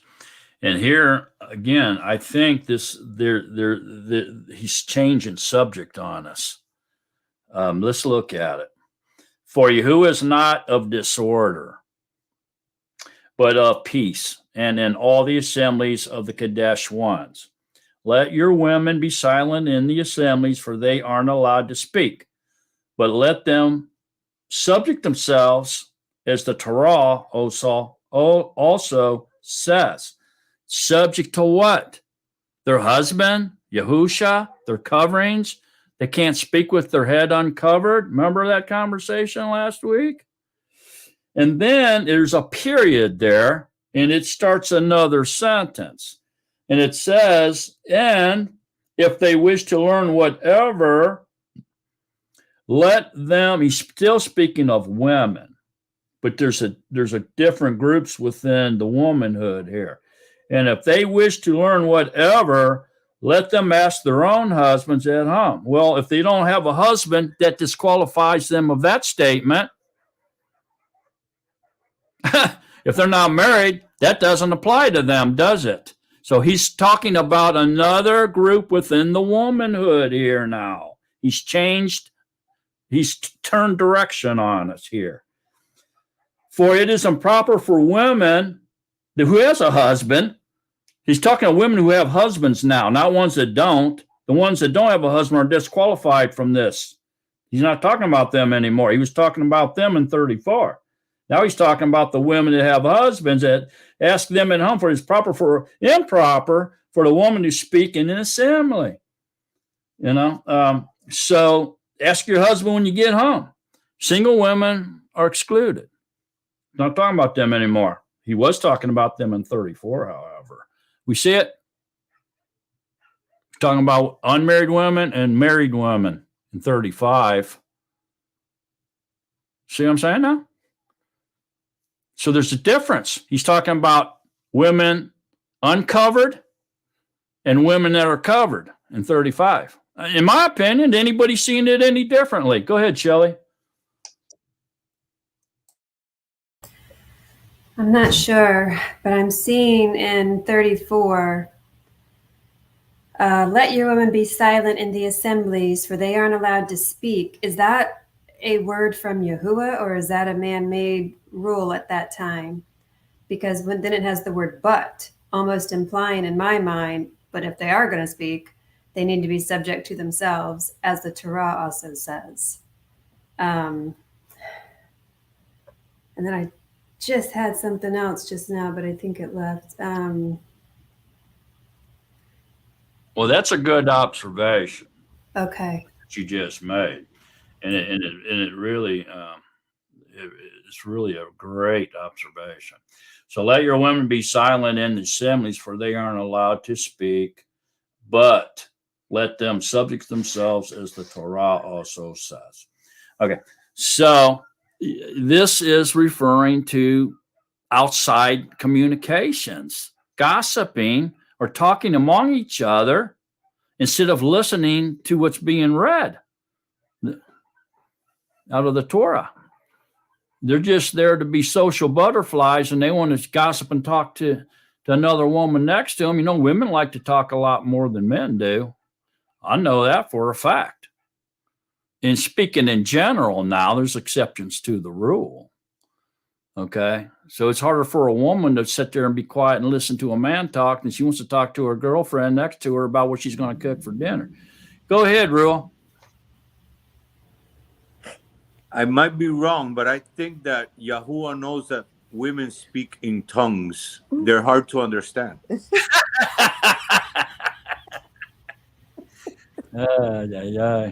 Ruel said that, I didn't. Go ahead, Toria. I go back up to 32. The Ruachs, wait, I'm sorry. Is that where I was at? Oh, no, sorry, 33. For Yahuwah is not of disorder, but of peace, as in all the assemblies of the Kodesh ones. So to me, that is saying there's an order in these assemblies when they come together, and there should be peace. But he's letting them know that the women, like you said, need to be in order, and there should be peace, not to cause disruption or chaos in their speaking. Do you understand what I'm trying to say? Yeah, I understand it exactly, and it's a great point, and we're going to give you an example of it. Right now, we are all muted except for Mark August, and then he mutes, and then we let somebody else speak, right? And so we're doing this decently and in order. We are not in a disorder, but in order and of peace. It's just very peaceful, pleasant presentation. We're loving each other. We're having a nice communication. Now, well, I'm going to unmute everybody. Unmute their mics. Everybody, unmute your mic. Every single person in here. Get your mics unmuted. Willis, there you go. All right, now, everybody start talking at once. So Hey, Mark. Okay. Farouk. Hi, how you doing? Bless you. Yahuwah. How you doing? Yeah. What do you have to say, AJ? Okay, mute your I'm mic. going out. All right, let's get back into order here. Okay, so here's an example of order and disorder. This is why Paul's telling the women not to speak in the assembly. It's distractive, man. Okay, go ahead, Uriel. That I know of in the, I guess you would call them Yehudim, right? Nowadays, the women sit separate because we have some friends where she is Jewish and he is not. And when they go into the synagogue, she has to sit in a special place, and he that is not Jewish has to sit in another place. That they explained that to us. Yeah, and they were this kind of customs they were keeping back here too. So if you think about that, it kind of helps out to understand what's going on here. You know, obviously the women were all sitting together.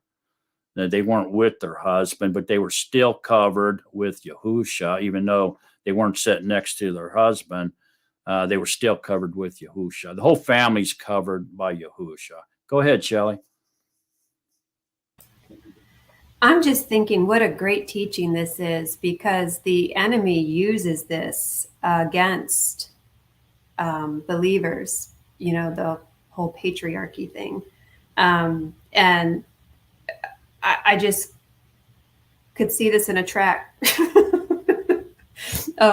This is it's just powerful, because I feel this is one of the top issues that the enemy does use to steer women away from being a believer.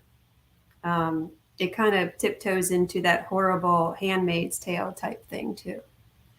It's definitely one of the snares of the devil. There's no doubt about it. All they do is spin it and twist it just enough to divide the wife and the husband, and pretty soon, first thing you know, somebody's cheating on somebody, or they're getting a divorce because of the misunderstanding and the incorrect teaching of verses like this. You're exactly right, Shelley. Very good point. That's why it's important that we understand these things. And we have to take it little by little, verse by verse, word by word. We can't just read over this and keep going, man. We're not going to understand. We're not going to get the clear, pure truth if we do that. We're going to still be under the heavy influence of uninformed teachers.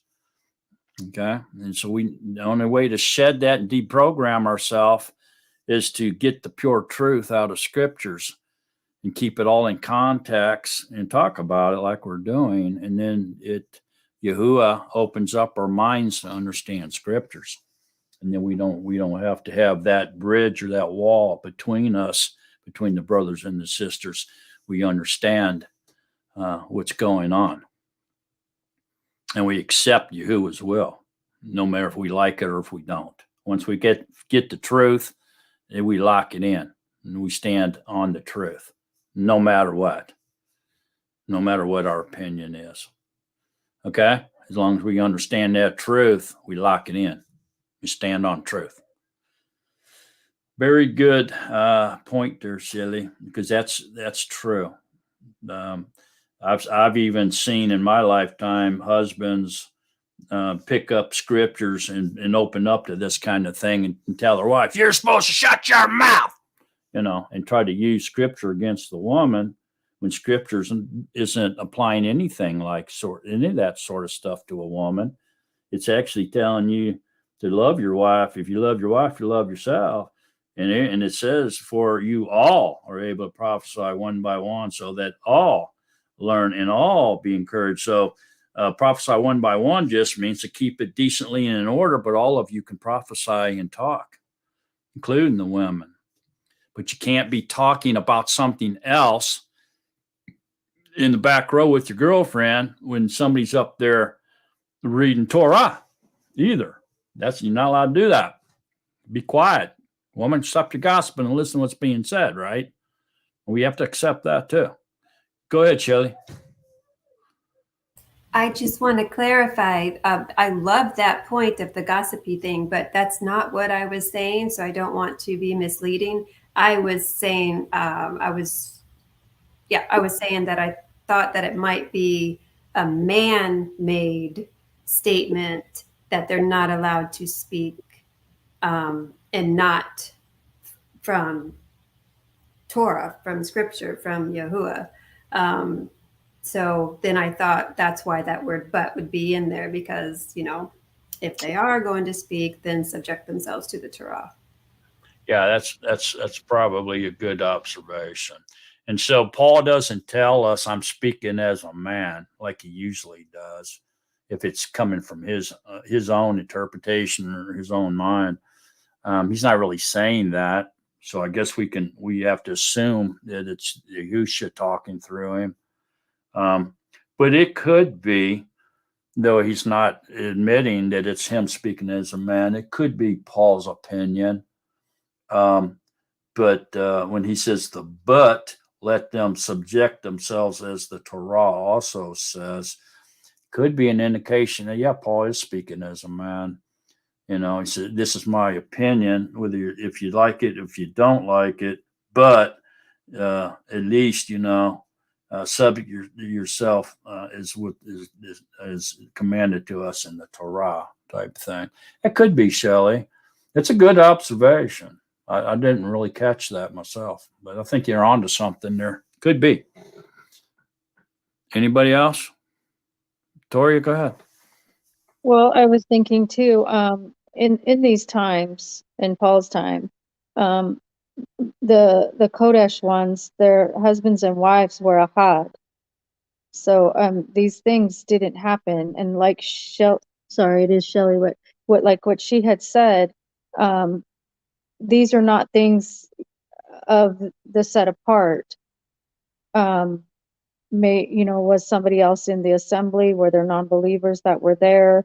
It could be so too, but I do believe that the women, being submissive as they were, because we are supposed to be submissive to our husbands because we are ahad. I don't believe that a believing woman who's under her covering would have spoke out. So it does seem like it would be, like today they have made women lower than the men, not in the sense that we believe that we are ahad, but that we are lesser. And like she said, was it a man's words or not?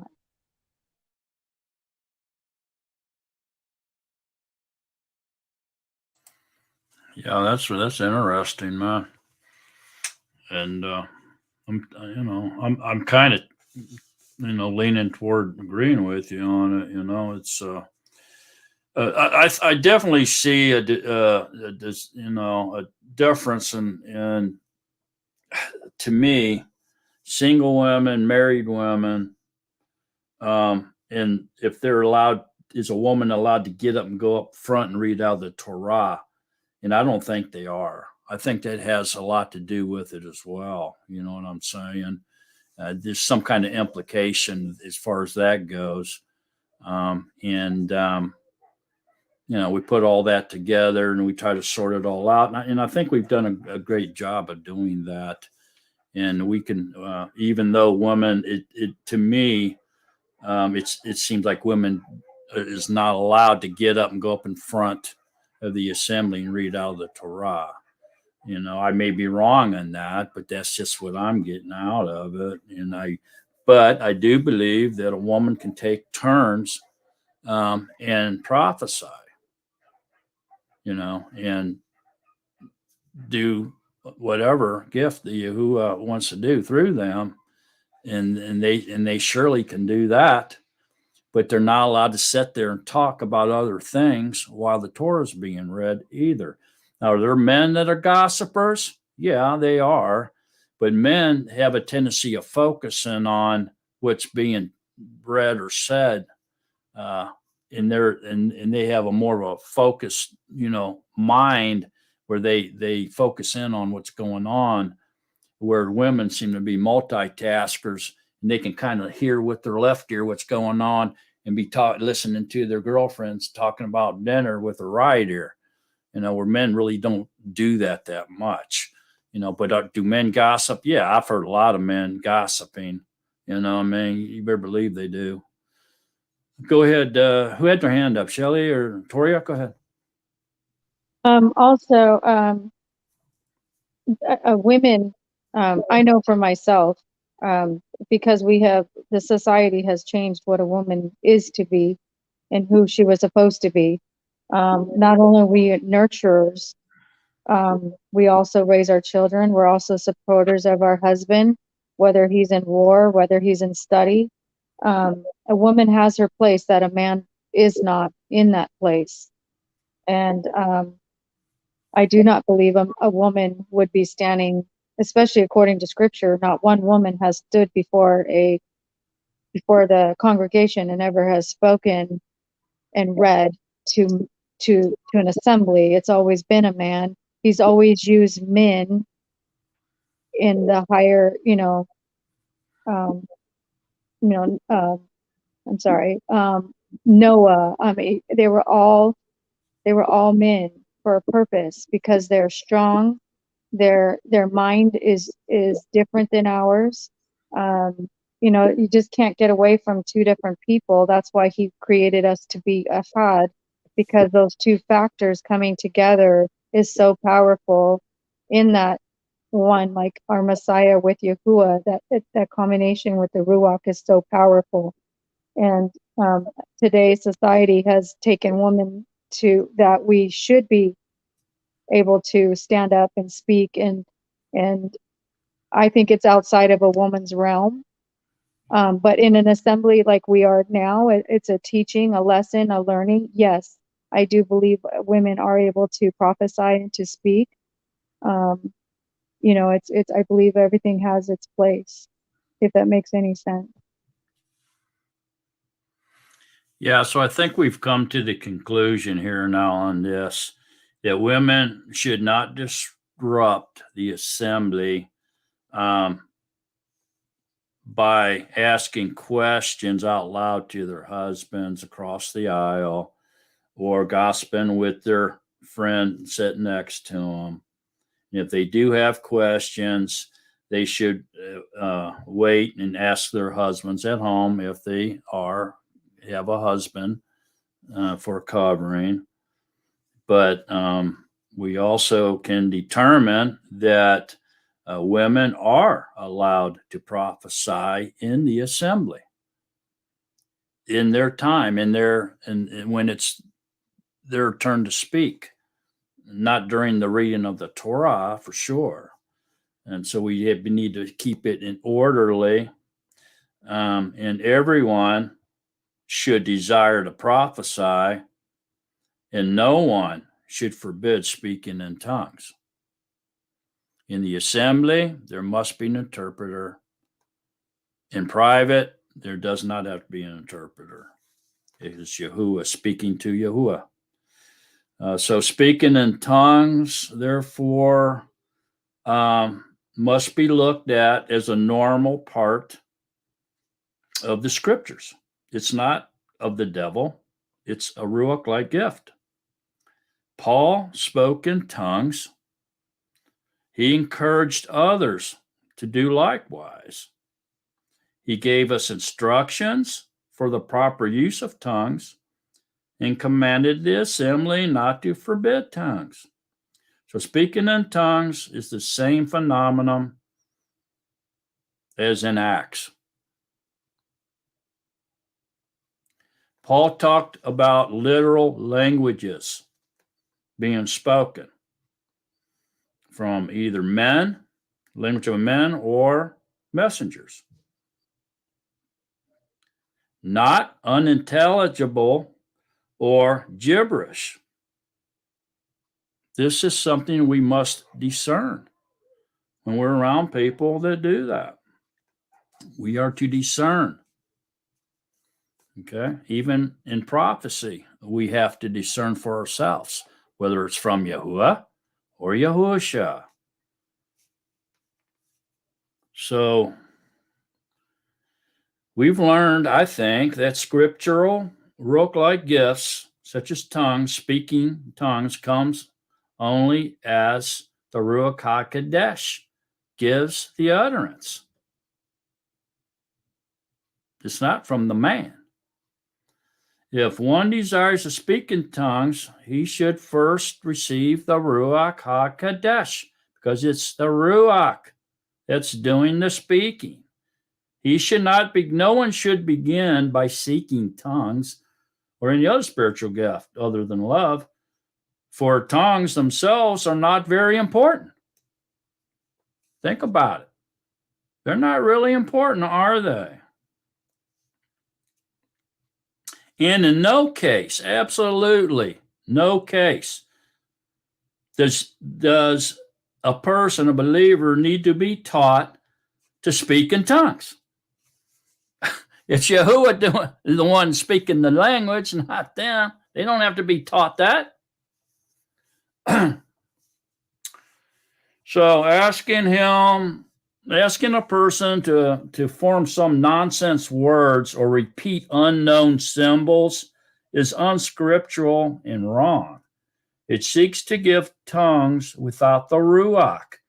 And any tongues not inspired by the Ruach HaKodesh is vain babbling.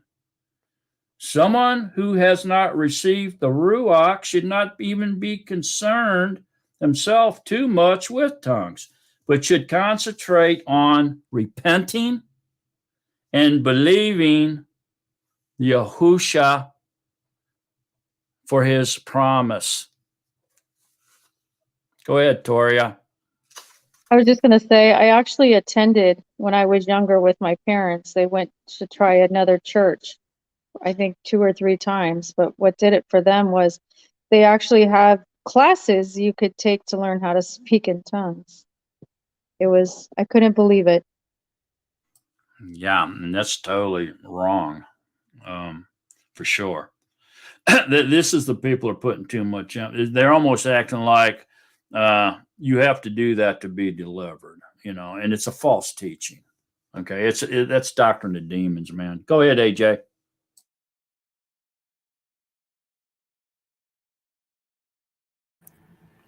Can you hear me? Oh, okay. I agree with you. I agree with you, Toria, because I was in a setting similar, and they had asked people, anybody that wants to speak in tongues, come up and let me put hands on you. And since I was new, I went up with several other people. And what I observed when he started down one end and came toward me, he was like putting his hand on individuals' forehead. They were falling back on the floor. And when he got to me, I felt him like try to push me back when he touched me, but I didn't feel anything. I didn't sense anything. I said, something wrong with this. But I couldn't put my hands on because I was a babe at that time. But I did want to speak in tongues, and later on I said, that's not what the Father wanted me to do. He wanted me to understand his love first. He wanted me to understand what happened to me on a basic level where I can understand it, where I was at the time. But I did experience seeing that in different places that I went to call myself wanted to belong to. And I gradually moved out of there because it just wasn't right. And after reading 14, everything is about decency and in order, even at this point in time that we're reading. And I'm quite sure Paul Shaul got letters from different assemblies how people were acting. But yeah, Tori, I experienced that same thing in a different way, but it just seemed phony to me. And then I found out in some places it was staged. They had people coming in and they would take them in the back before the so-called service started. And these same group of people will come out in the middle of everybody, and he touched them, they fall down. And I said, that's not even right. But it was to try to get followers. That's all it was, trying to get followers to come in like they were so spiritual. But yes, Tori, I understand what you're saying. Thank you. Like a circus performance.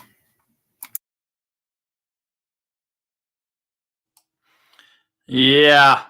Yeah, this goes on, unfortunately, too much out there, and it's all about them making money. So what they're doing is they're faking it, and which gives the Ruach-like gifts a bad rap, doesn't it? And so that stuff that you're describing there, I would classify as blaspheming of the Ruach HaKodesh, or at least mocking the Ruach. If it's not blasphemy, they're definitely scoffers and mocking it, right? Making fun of it in a secret way and making money off of it. Kind of reminds me of the guy that tried to buy the Ruach, the power to give people the Ruach HaKodesh, and he got in big trouble for doing that. But look, man, it's much more important for us to bear the fruits of the Spirit and to live a Ruach-filled life rather than to cultivate the ability to speak in tongues. Okay, the people, the believers in the body that are mature can have both, man. We can have both the fruits of the Ruach and the gifts of the Ruach. Okay, but we have to remember always that whether we have the fruits of the Ruach or the gifts of the Ruach, it's Yahusha doing it. It's never us. Never in any circumstances of us. It's coming from Yahuwah, and any of those spiritual gifts or spiritual fruit are evidence, any of them, all of them, or one of them is evidence that we have the Ruach HaKodesh in us because it's from him. That's why it's evidence that we have the Ruach in us. All right? And so, I don't know. I mean, they've kind of ruined the spiritual gifts, or people shy away from them, which is kind of sad.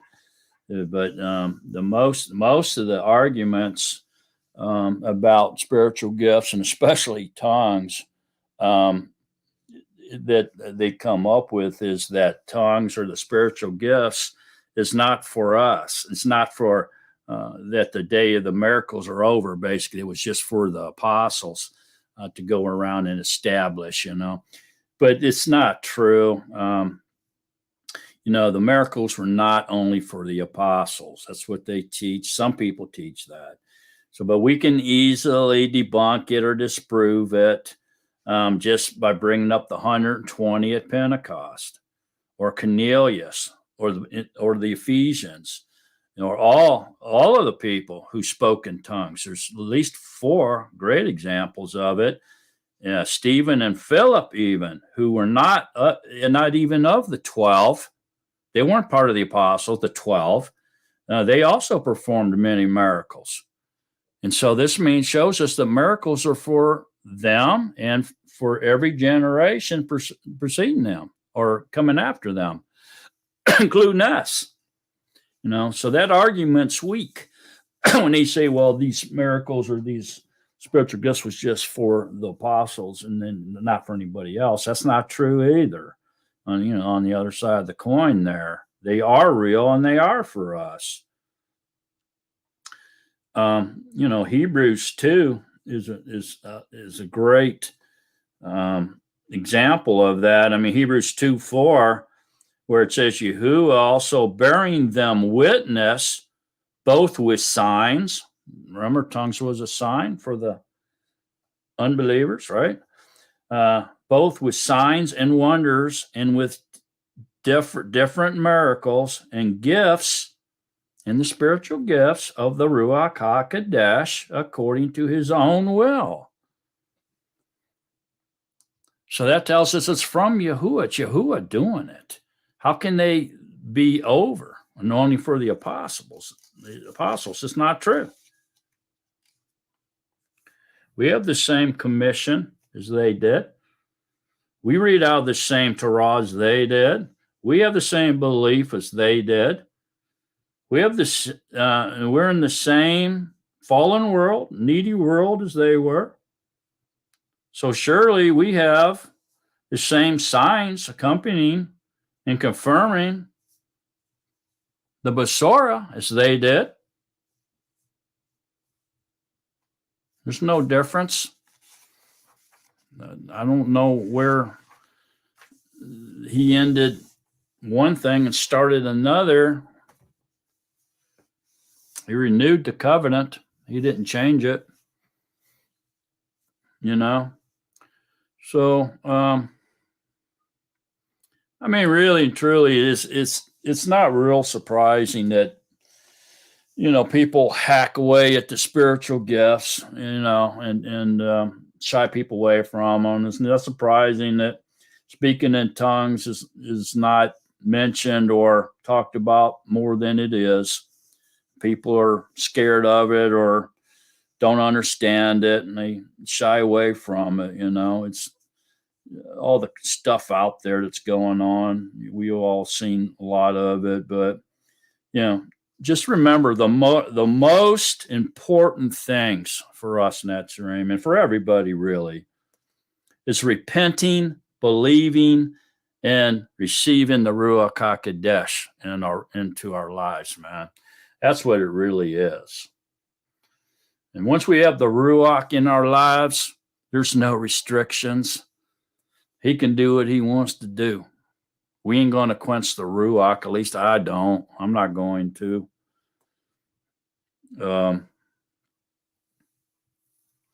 So we got to kind of remember that too, you know, that it's not all about us anyway. It's Yahuwah doing it all. So, yes, speaking in tongues came along with the immersion of the Ruach HaKodesh, you know, in some examples, at least 4 examples in Acts. And, but scriptures, we just found out, places more emphasis on love and on believing and on being immersed by the Ruach.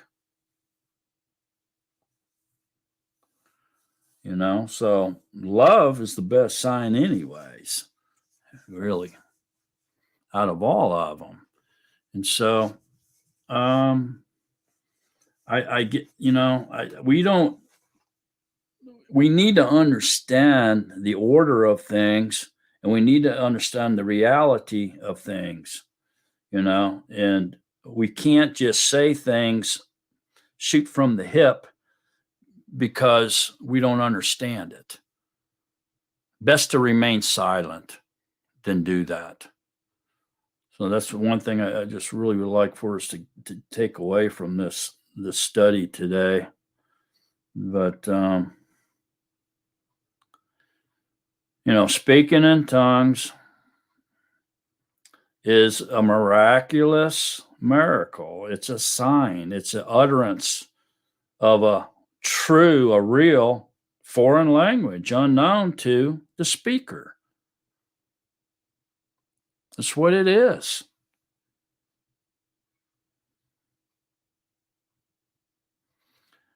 It's not a gift of a foreign language for missionary purposes. It is a real language, not mere gibberish, which can be human or heavenly languages.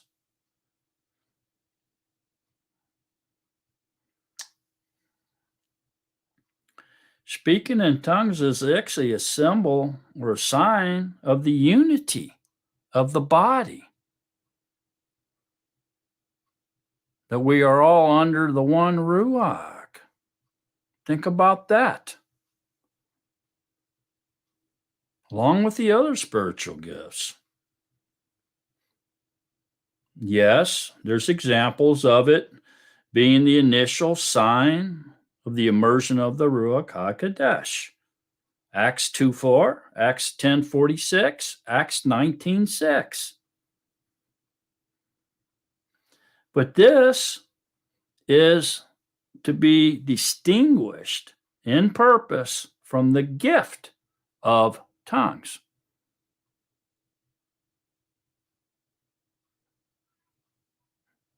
We got to understand that as well. Yahuwah grants to Ruach-filled believers spiritual gifts, so at their conversion at times.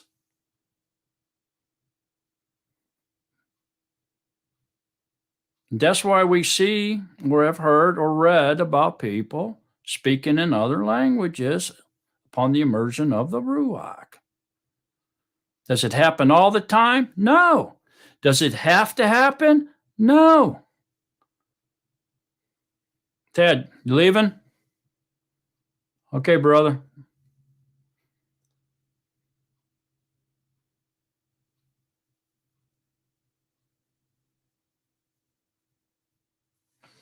So, I don't know. I guess that is the conclusion of that. I know it's something that we've all been kind of skipping around, but it's something we need to talk about. You know, it's important, and hopefully we all do some more studying about it and come to a place in our walk where we can ask Yahuwah to work his wonderful spiritual gifts through us, through our hands.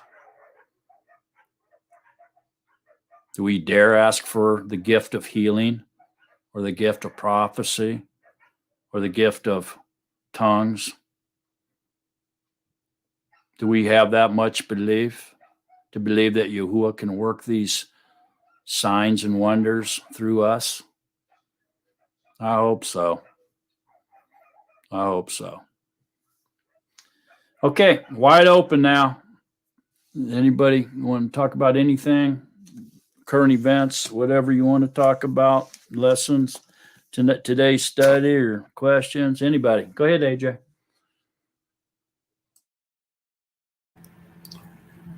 Me, myself, I just want to learn how to love every day because I don't worry about the gifts as much as learning how to love people. I see a lot of things in society today. People call themselves whatever they call themselves or belong to a certain sect or go to a certain place, but they don't really have love for people. They have love for selected people. And that's not Yahushua. He didn't lay his life down for selective people. He laid his life down for mankind. It was hard for me at a point in my life because I had an officer said he would kill me face to face because I wouldn't allow him to call me boy.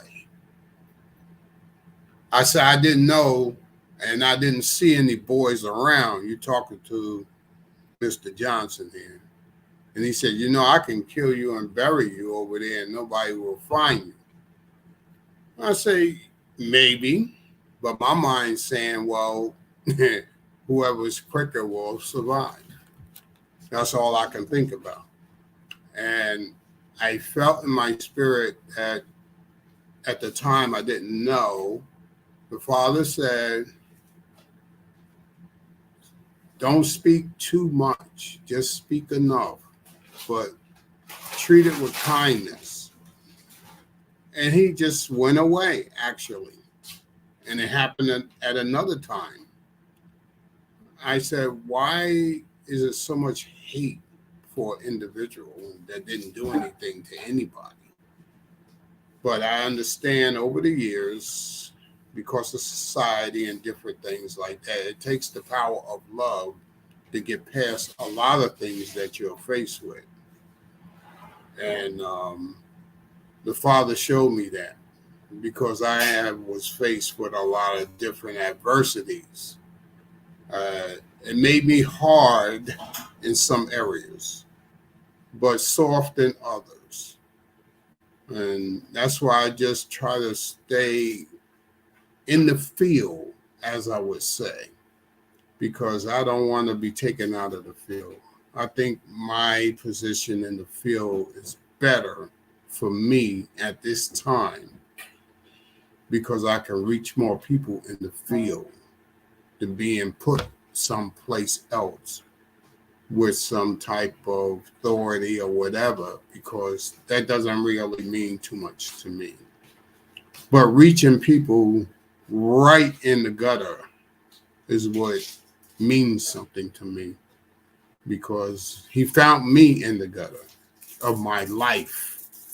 So I don't mind staying there a little longer until he elevates me. I don't look for no type of elevation whatsoever. I just want to be able to speak plain, have understanding, and love. If I could do that, I think I'd be okay. That's what I got to say about that.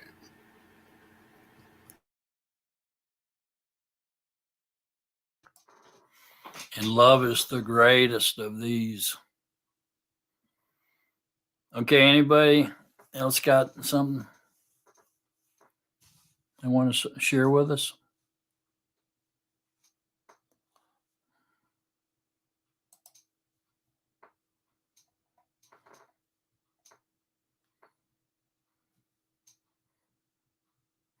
So next week we begin in First Fruits, chapter 15, and go into First Fruits, which is extremely powerful. Don't miss that one. Somebody? Brother Mark, Yeah. I just wanted to point out Sandra's message. I really like that, Sandra. At 11:53, it says in the comments, in Yahuwah there is neither male or female, according to parable of 7 brothers Yahusha taught in the resurrection. Yeah. I've always thought that was a fascinating point, especially when it comes to topics like we were focused on. And also with that topic, when I struggle with my place as a woman in Yahuwah's order, it brings me comfort. I'm not trying to make any kind of a point, but it brings me comfort to remember Miriam of Magdala being as close as she was with Yahusha, and she was the first to see him after the resurrection. And that, I ponder that a lot, I guess.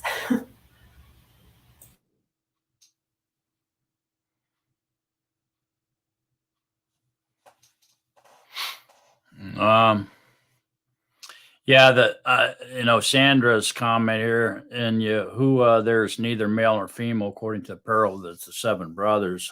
Now, this is I think she's referring to the woman at the well. I'm not real sure, or the parable where the woman kept remarrying the brothers, and they said, what the Pharisee said, well, whose husband will she be in the kingdom? And Yahusha said, that this is going to be like the messengers, that no one will marry in the kingdom. It'll be like the messengers, neither be male or female, and there won't be any marrying going on. That's probably, I think, what she's talking about, but I'm not understanding, what she's asking about it or what you're saying about it, Shelley. Go ahead, Toria. Wasn't there also the 2 women who were there were no sons born, and they were talking about their inheritance because they were women? They say they shouldn't inherit, but the example was, like she just said, there is no difference between a man and a woman. They both, I think that was our example of eternity. And salvation is, it doesn't matter. The inheritance is for either. It's obedience. Yeah, I know that if there wasn't a son, then the inheritance could go to the woman, the girl would inherit the father stuff. You know, the inheritance would go to the girl. I know it says that. I'm just not following along with what's being asked there. What you guys are talking about that, but anybody want to elaborate or clarify more about that? I mean, I'm not sure what we're talking about.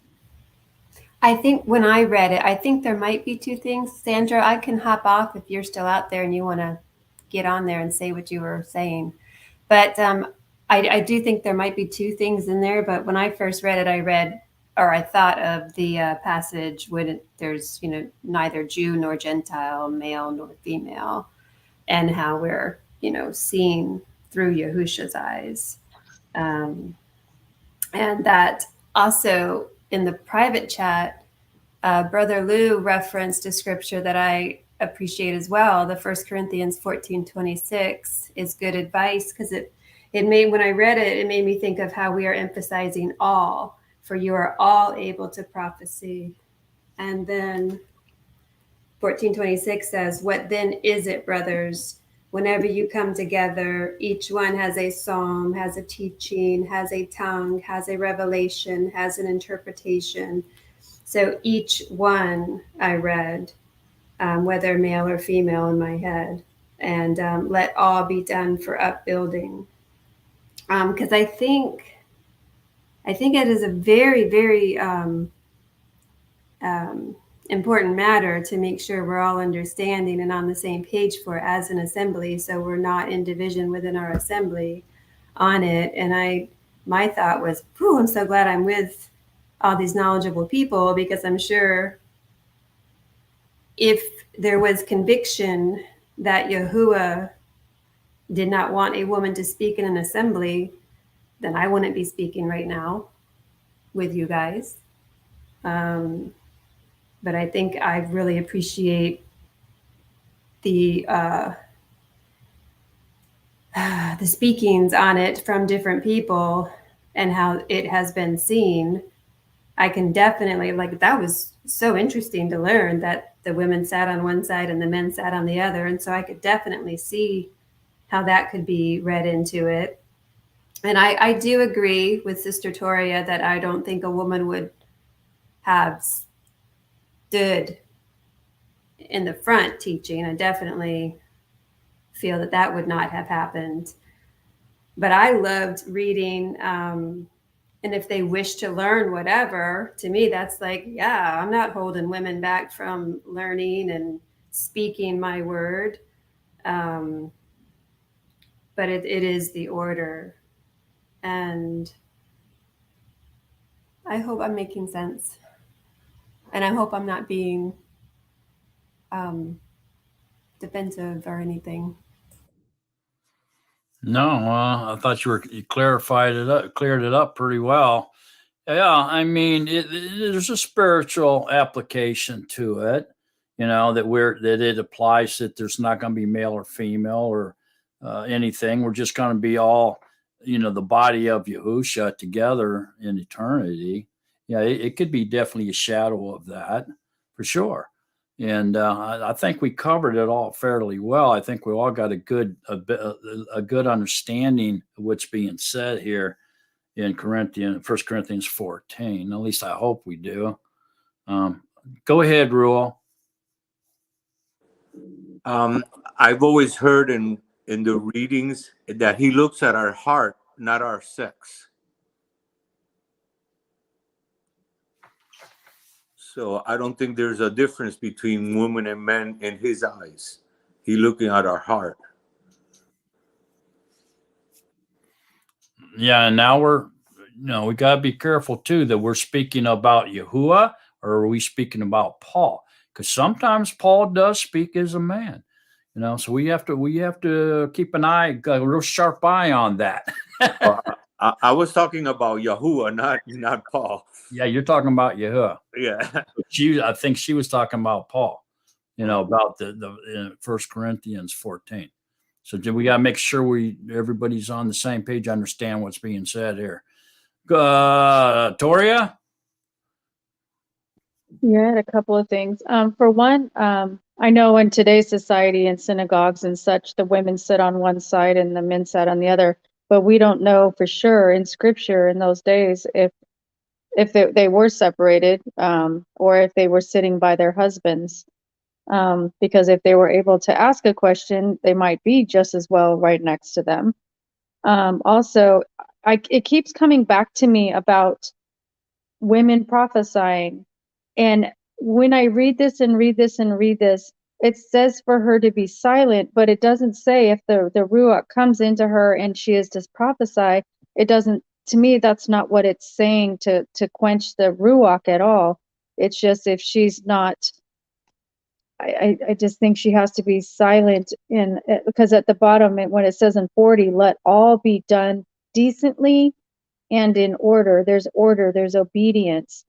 But I just don't see anything that has to do with her prophesying. It's just her just speaking out. You know what I'm saying? It just that keeps coming at me like it's not about that. It's something about order and decency in her obedience. Yeah, I think we've determined that. You know, it's not about a woman prophesying or anything in turn. It's more of unruliness. You know, so she was speaking either sitting next to her husband and talking out loud and interrupting the study, or across the aisle whispering over at him and asking him a question. Doesn't really matter. She's still interrupting the study. You know what I mean? There's no determination. We don't know for a fact if they had their own section, but according to the custom of the Yehudim, the men had their inner court and the women were in the outer court and weren't allowed to come into the men's court, which I think led over to them sitting in different places in their assemblies, because that was their custom, man. They had a lot of morals as well. They weren't running around in mini skirts and high heels in the assembly. I can guarantee you that. You know what I'm saying? So yeah, I mean, you could be right on that, but I don't think it's really matters one way or the other. What we need to understand is they were disrupting the service, the worship of Yahuwah, man. They were disrupting it, whether they were sitting next to the husband or they weren't. Go ahead, Phyllis. You had your hand up for a while. I was thinking about the reference to the fact that we'll neither be male or female nor given in marriage in eternity. The way that can relate to us here on earth is the same spirits that he's talking about. This is the same spirit that he's going to say will neither be male or female. So it does have relevance, kind of. Go ahead, Toria. I was going to say, and it also goes right to when it says, let your women be silent in the assemblies, for they aren't allowed to speak. And it says, but let them subject themselves, as the Torah also says. So what is that? I think that's what we were talking about last week. Because there's the big but. Let them subject themselves, as the Torah also says. Yeah, so the Torah says that women can prophesy. But they can prophesy, exactly. Yes. Yes. With the proper covering. Yes.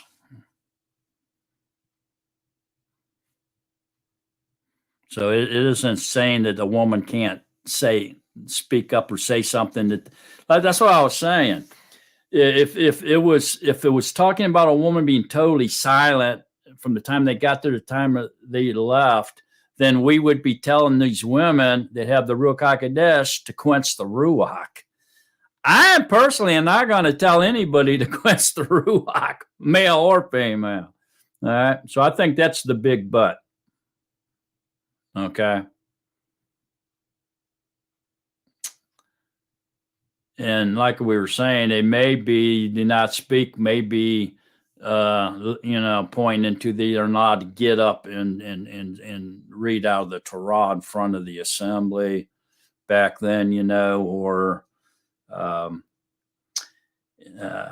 because that was their custom. Now, to me, when it says, for you are all able to prophesy one by one, that's in order of things, so that we all learn and all be encouraged, includes men and women. And when Joel prophesied and when Peter received the Ruach HaKodesh at Pentecost in the upper chamber, first thing he did was read Joel's prophecy, which said, your sons and your daughters will prophesy in the end times, which is the final 2 days, the final 2,000 years, which tells me women's allowed to prophesy. Okay, in the assembly or out of the assembly, because they're that big butt there, as long as they got the covering. And that's no pun intended. That's all I can really say about that. I mean, we can read that in Acts 2 if you want to clarify, but I mean, that's what I'm getting out of it, man. I just think it's talking about two different scenarios as far as women talking, you know.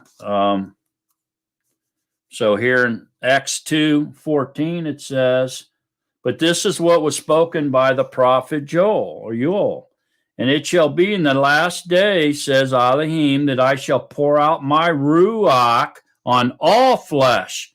All flesh means men and women for short. It could even include animals. And your sons and your daughters shall prophesy. I mean, I think it's clear. Anybody got any more thoughts on that subject? Seems to be a hot subject here today, but I think if we see it and put it in perspective, the proper perspective, we can all see, you know, that we can't just all talk like when we unmuted our mics. We just can't just go crazy and everybody talking at once. Nobody's going to get anything out of that, you know. And I think a woman can speak and prophesy in turn, because it says all, A-L-L, all. Okay, that's what I'm getting out of it. Anybody get anything different than that, or we need to speak about on this matter a little bit more? I think we pretty much beat it up at this point. Anybody else? Any other thing to say? Anybody? Current events? Anybody heard anything else other than they rigged the election again?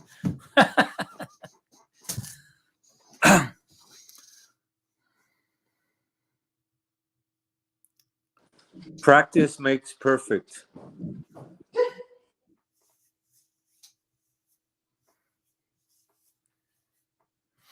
Yeah, that can be a good thing or a bad thing depending on what you're practicing. The rigging of elections. Are we supposed to vote and get involved in worldly politics? Are the Natsarim supposed to be involved in that and go voting? Go ahead, Toria.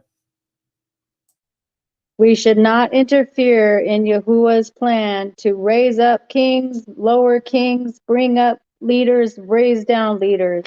We are not to be involved. Oh, then I made a boo-boo. But what if he is inspiring made you boo-boo to too. do this to help promote what he wants? I did go into it with May Your Will Be Done, and I researched everybody as far as like their pro-life thoughts and things like that. But Give Caesar what is Caesar's. yeah, I see that. I definitely see that.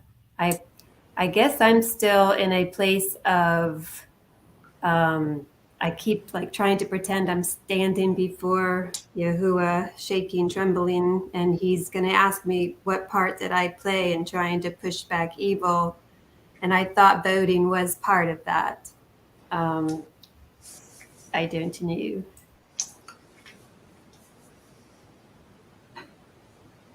Yeah, go ahead, Rule. I was just giving her a thumbs up. I wasn't. Go ahead, AJ. Yeah, well, Shelley, I agree with you on that one, and I did too vote, but I know we are not separated from the things that happening in the world from these men, whoever else is going to be in office. We do understand that the Father himself raises men for a purpose, to be kings and governors, presidents, for whatever reason. But I just think on this. No matter whether we vote or not, Yahuwah is bringing all for the purpose of bringing his son back. And if anybody gets in there that's undesirable, whether you voted or not, it's Yahuwah that puts the man there, just like he put Pharaoh, Nebuchadnezzar, different kings in different places at certain times to show his strength and his will. The others, I don't worry about the other things. I don't have no control over that. But since things will affect us in this universe, because we can't all jump into a ship and fly somewhere else, because he created us to live here. But if there's certain decent men that want to make a change, if they have an opportunity, yeah, I'll vote for them. I'll pray first and ask the Father to lead me. I'm not going to pray for somebody that wants to cause confusion in society. No. I will pray for the one and vote for the one that don't want confusion and separation in society. I think as believers, at some point, we have to stand up for what's right, whether it be in this system or whether it be in the congregation of the set apart ones. So it doesn't matter to me. It's all going to work out in the wash when the Father said, all right, it's all over. We ain't got nothing to say about it anyway. So I don't bother myself about it. Toria, I just wanted to say that just as I believe I can be inspired to vote for his honor and his glory, I believe you can be inspired not to vote for his honor.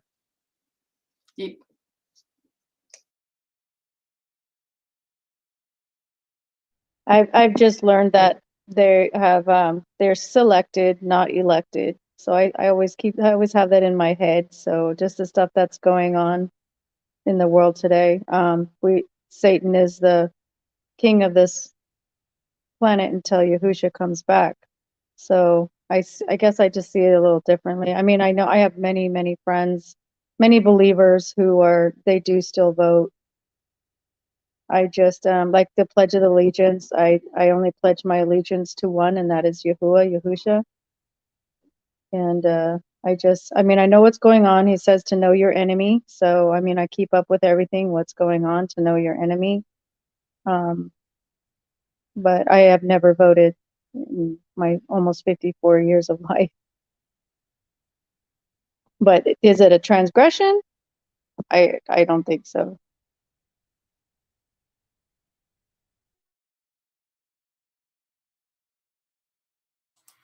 Yeah, it might be man pulling the lever, but it's Yahuwah who's choosing. We just think we're choosing. Yeah. I agree. I love everybody. I have to go. I'm sorry. I love the conversations. I love hearing everybody's wisdom and insight. And Shabbat Shalom. Shabbat Shalom, Sister Shelley. Shabbat Shalom. Bye, Shelley. And I'm going to sign off too, Brother Mark, Brother Lou, Sister Phyllis, William, love you, brother. Toria, love you, girl. And Yahusha HaMashiach, y'all be blessed. Walk softly, but walk fast. Okie dokie. Anybody else have anything at all they want to say? William, you've been awful quiet, brother. There's been a lot of crazy stuff going on over here. My son literally just called me to tell me that one of our brothers just died from a drug overdose. My 24-year-old nephew, who's a dancer in New York City, fell over dead last week from a seizure. And my dad's currently in the hospital at 88 having back surgery. So it's been a bit of a party over here, but not the kind I like to normally go to. But the great thing about how things work for those of us that are where we are is that my son called me because he needed to talk to me. And of course, the first thing I started to do was to prophesy and speak scripture to him about the things of this world and why things happen, which he knows, but sometimes we just need to be built up, by other people that really dive deep into the word, because we really believe that that's what our priority or calling at this point in time in our lives should be, and I think a good point to all this as we look at this, especially in 1 Corinthians 13, is a thought process that was placed on my mind when I first began to walk this walk before I ever picked up the scriptures. And it was about coming to understand what the true character of Yahuwah and Yahusha is according to scripture, not according to what I had already been given through the world, because I knew that it was a lie, but I didn't know how deep down the rabbit hole that lie went, and over the 26 years of the walk, I've come to understand what Yahuwah is talking about in his description of what love is, as opposed to what the world teaches us love is, in having a big kumbaya moment, full of immorality and sin, so understanding the character of Yahusha as he explains it was just the vision of the Father completed in him. That is the ultimate character that we're supposed to put on when it says that we're through the constant renewing of our mind, and we're supposed to put on the character of Elohim. And like it says in Ephesians 5, let me find that real quick, which is a great way to look at this. He says, become them then imitators of Yahuwah as beloved children, and walk in love as the Mashiach also has loved us and gave himself for us, a gift and an offering to Yahuwah for a sweet smelling fragrance. We're supposed to, when we put this love on, that love is supposed to be the 10 commandments, because he said, if you love me, you'll keep my commandments, because they are the complete character of the Father in representation of the Son on earth, and that's a really important, I think it's a really important way to look at that, and I was trying to explain that to my son. We're supposed to put this on every day. That's part of the armor that we're supposed to put on. It's the character of the Creator. And when we can do that, then we can really understand what it means to walk in love, and to be able to give that love to other people the way that he wants us to do it, not the way that the world wants us to do it, and how that looks, and so yeah, it's been a great study, Mark. Once again, I always appreciate what you do here, man, and the input that everybody gets to put into this, because this is what helps us grow and become more well equipped, and I appreciate that. Love you guys, man. Thanks. And we love you too, William. And, one body member suffers, we all suffer, brother. So we're with you, man. You're not alone in Yahusha, brother. Lots of love to you and your family. And we're glad to have you with us, man. Wouldn't be the same without you, really, or any of you. Glad to be here. Anybody else? No, at this point, got anything else you want to talk about, or we ready to wrap it up? We've been on for 4 hours. All righty. Mr. Lou White, we'd love to hear your conclusion on today's study and followed up by your priestly blessing, sir. Well, today was absolutely a home run, a grand slam in so many ways. I'm overwhelmed at the skill that Yahusha has put into our brother to illustrate all these things that came forth today. And I don't even know where to begin. It's just overwhelming. And backing up and going over chapter 12 was so essential. And we have to respect the people that have the gifts that Yahusha's using in them. And they're all diverse.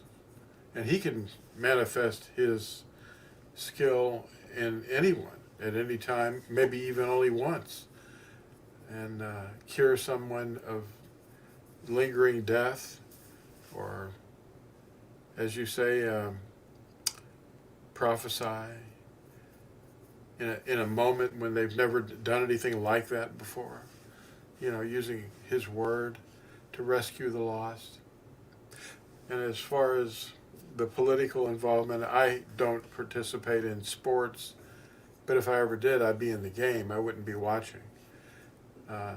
I'm an active person, and when I get behind something, I really get behind it. But I think Scripture would back up in several places that we are to rescue a person or an innocent life, and I can't help but act when I see 1 million plus babies being killed, most of them black, 70%, because they put the abortion clinics in the black neighborhoods. And there's only one word for that. And it was designed for this purpose: eugenics. The person that came up with the idea wanted to eradicate one race and then move into other races. They were very racist. And I vote that way. That's why I vote. That's the only reason I really vote. I don't vote because of taxes. They're always going to be there. But there is a reason to vote, and that is to crush the evil. Because the only thing that stands in the way of evil succeeding is for good men and women to do nothing. And evil will just take over. It's hard for a person to realize that they were culpable by not doing something, because when you don't do something or say something, then you're in agreement with the evil, and whether it comes forth in the present or the future. You can count me in. I'm gonna rescue him, even if it costs me my life or my reputation, which I don't care about anyway, because it isn't anything about me. It's about Yahusha, and he's come to deliver a lot of people. And the unborn, you attack that, and it's not good. And I really hate the reason that it's being done, and that is to eradicate one race. And that one race usually votes to do their own demise. The family unit itself, in all cases, is the real reason, because people are not respecting the family, and the government is just there to, I don't know what they're up to, but that's my take on this thing. But anyway, if we just do nothing, then evil will succeed. The good isn't going to succeed without good people. And I know a lot of people that don't get involved, and they're all good people. They would never stand for the things that are going on. And it's exported into the whole world now. And it's called eugenics. They're destroying lives, human lives. And there's going to be a day of reckoning. Well, if you will accept this blessing in this name, may Yahuwah bless you and guard you. May Yahuwah lift up his countenance upon you. Well, no, wait a minute. Yahuwah bless you and guard you. Yahuwah make his face shine upon you and show kindness to you. And may Yahuwah lift up his countenance upon you and give you shalom. And so they will invoke my name on the children of Israel. And then I myself will bless them. Thank you for watching this. This is really good. Thank you, Mark. Baruch haba Bashem Yahuwah.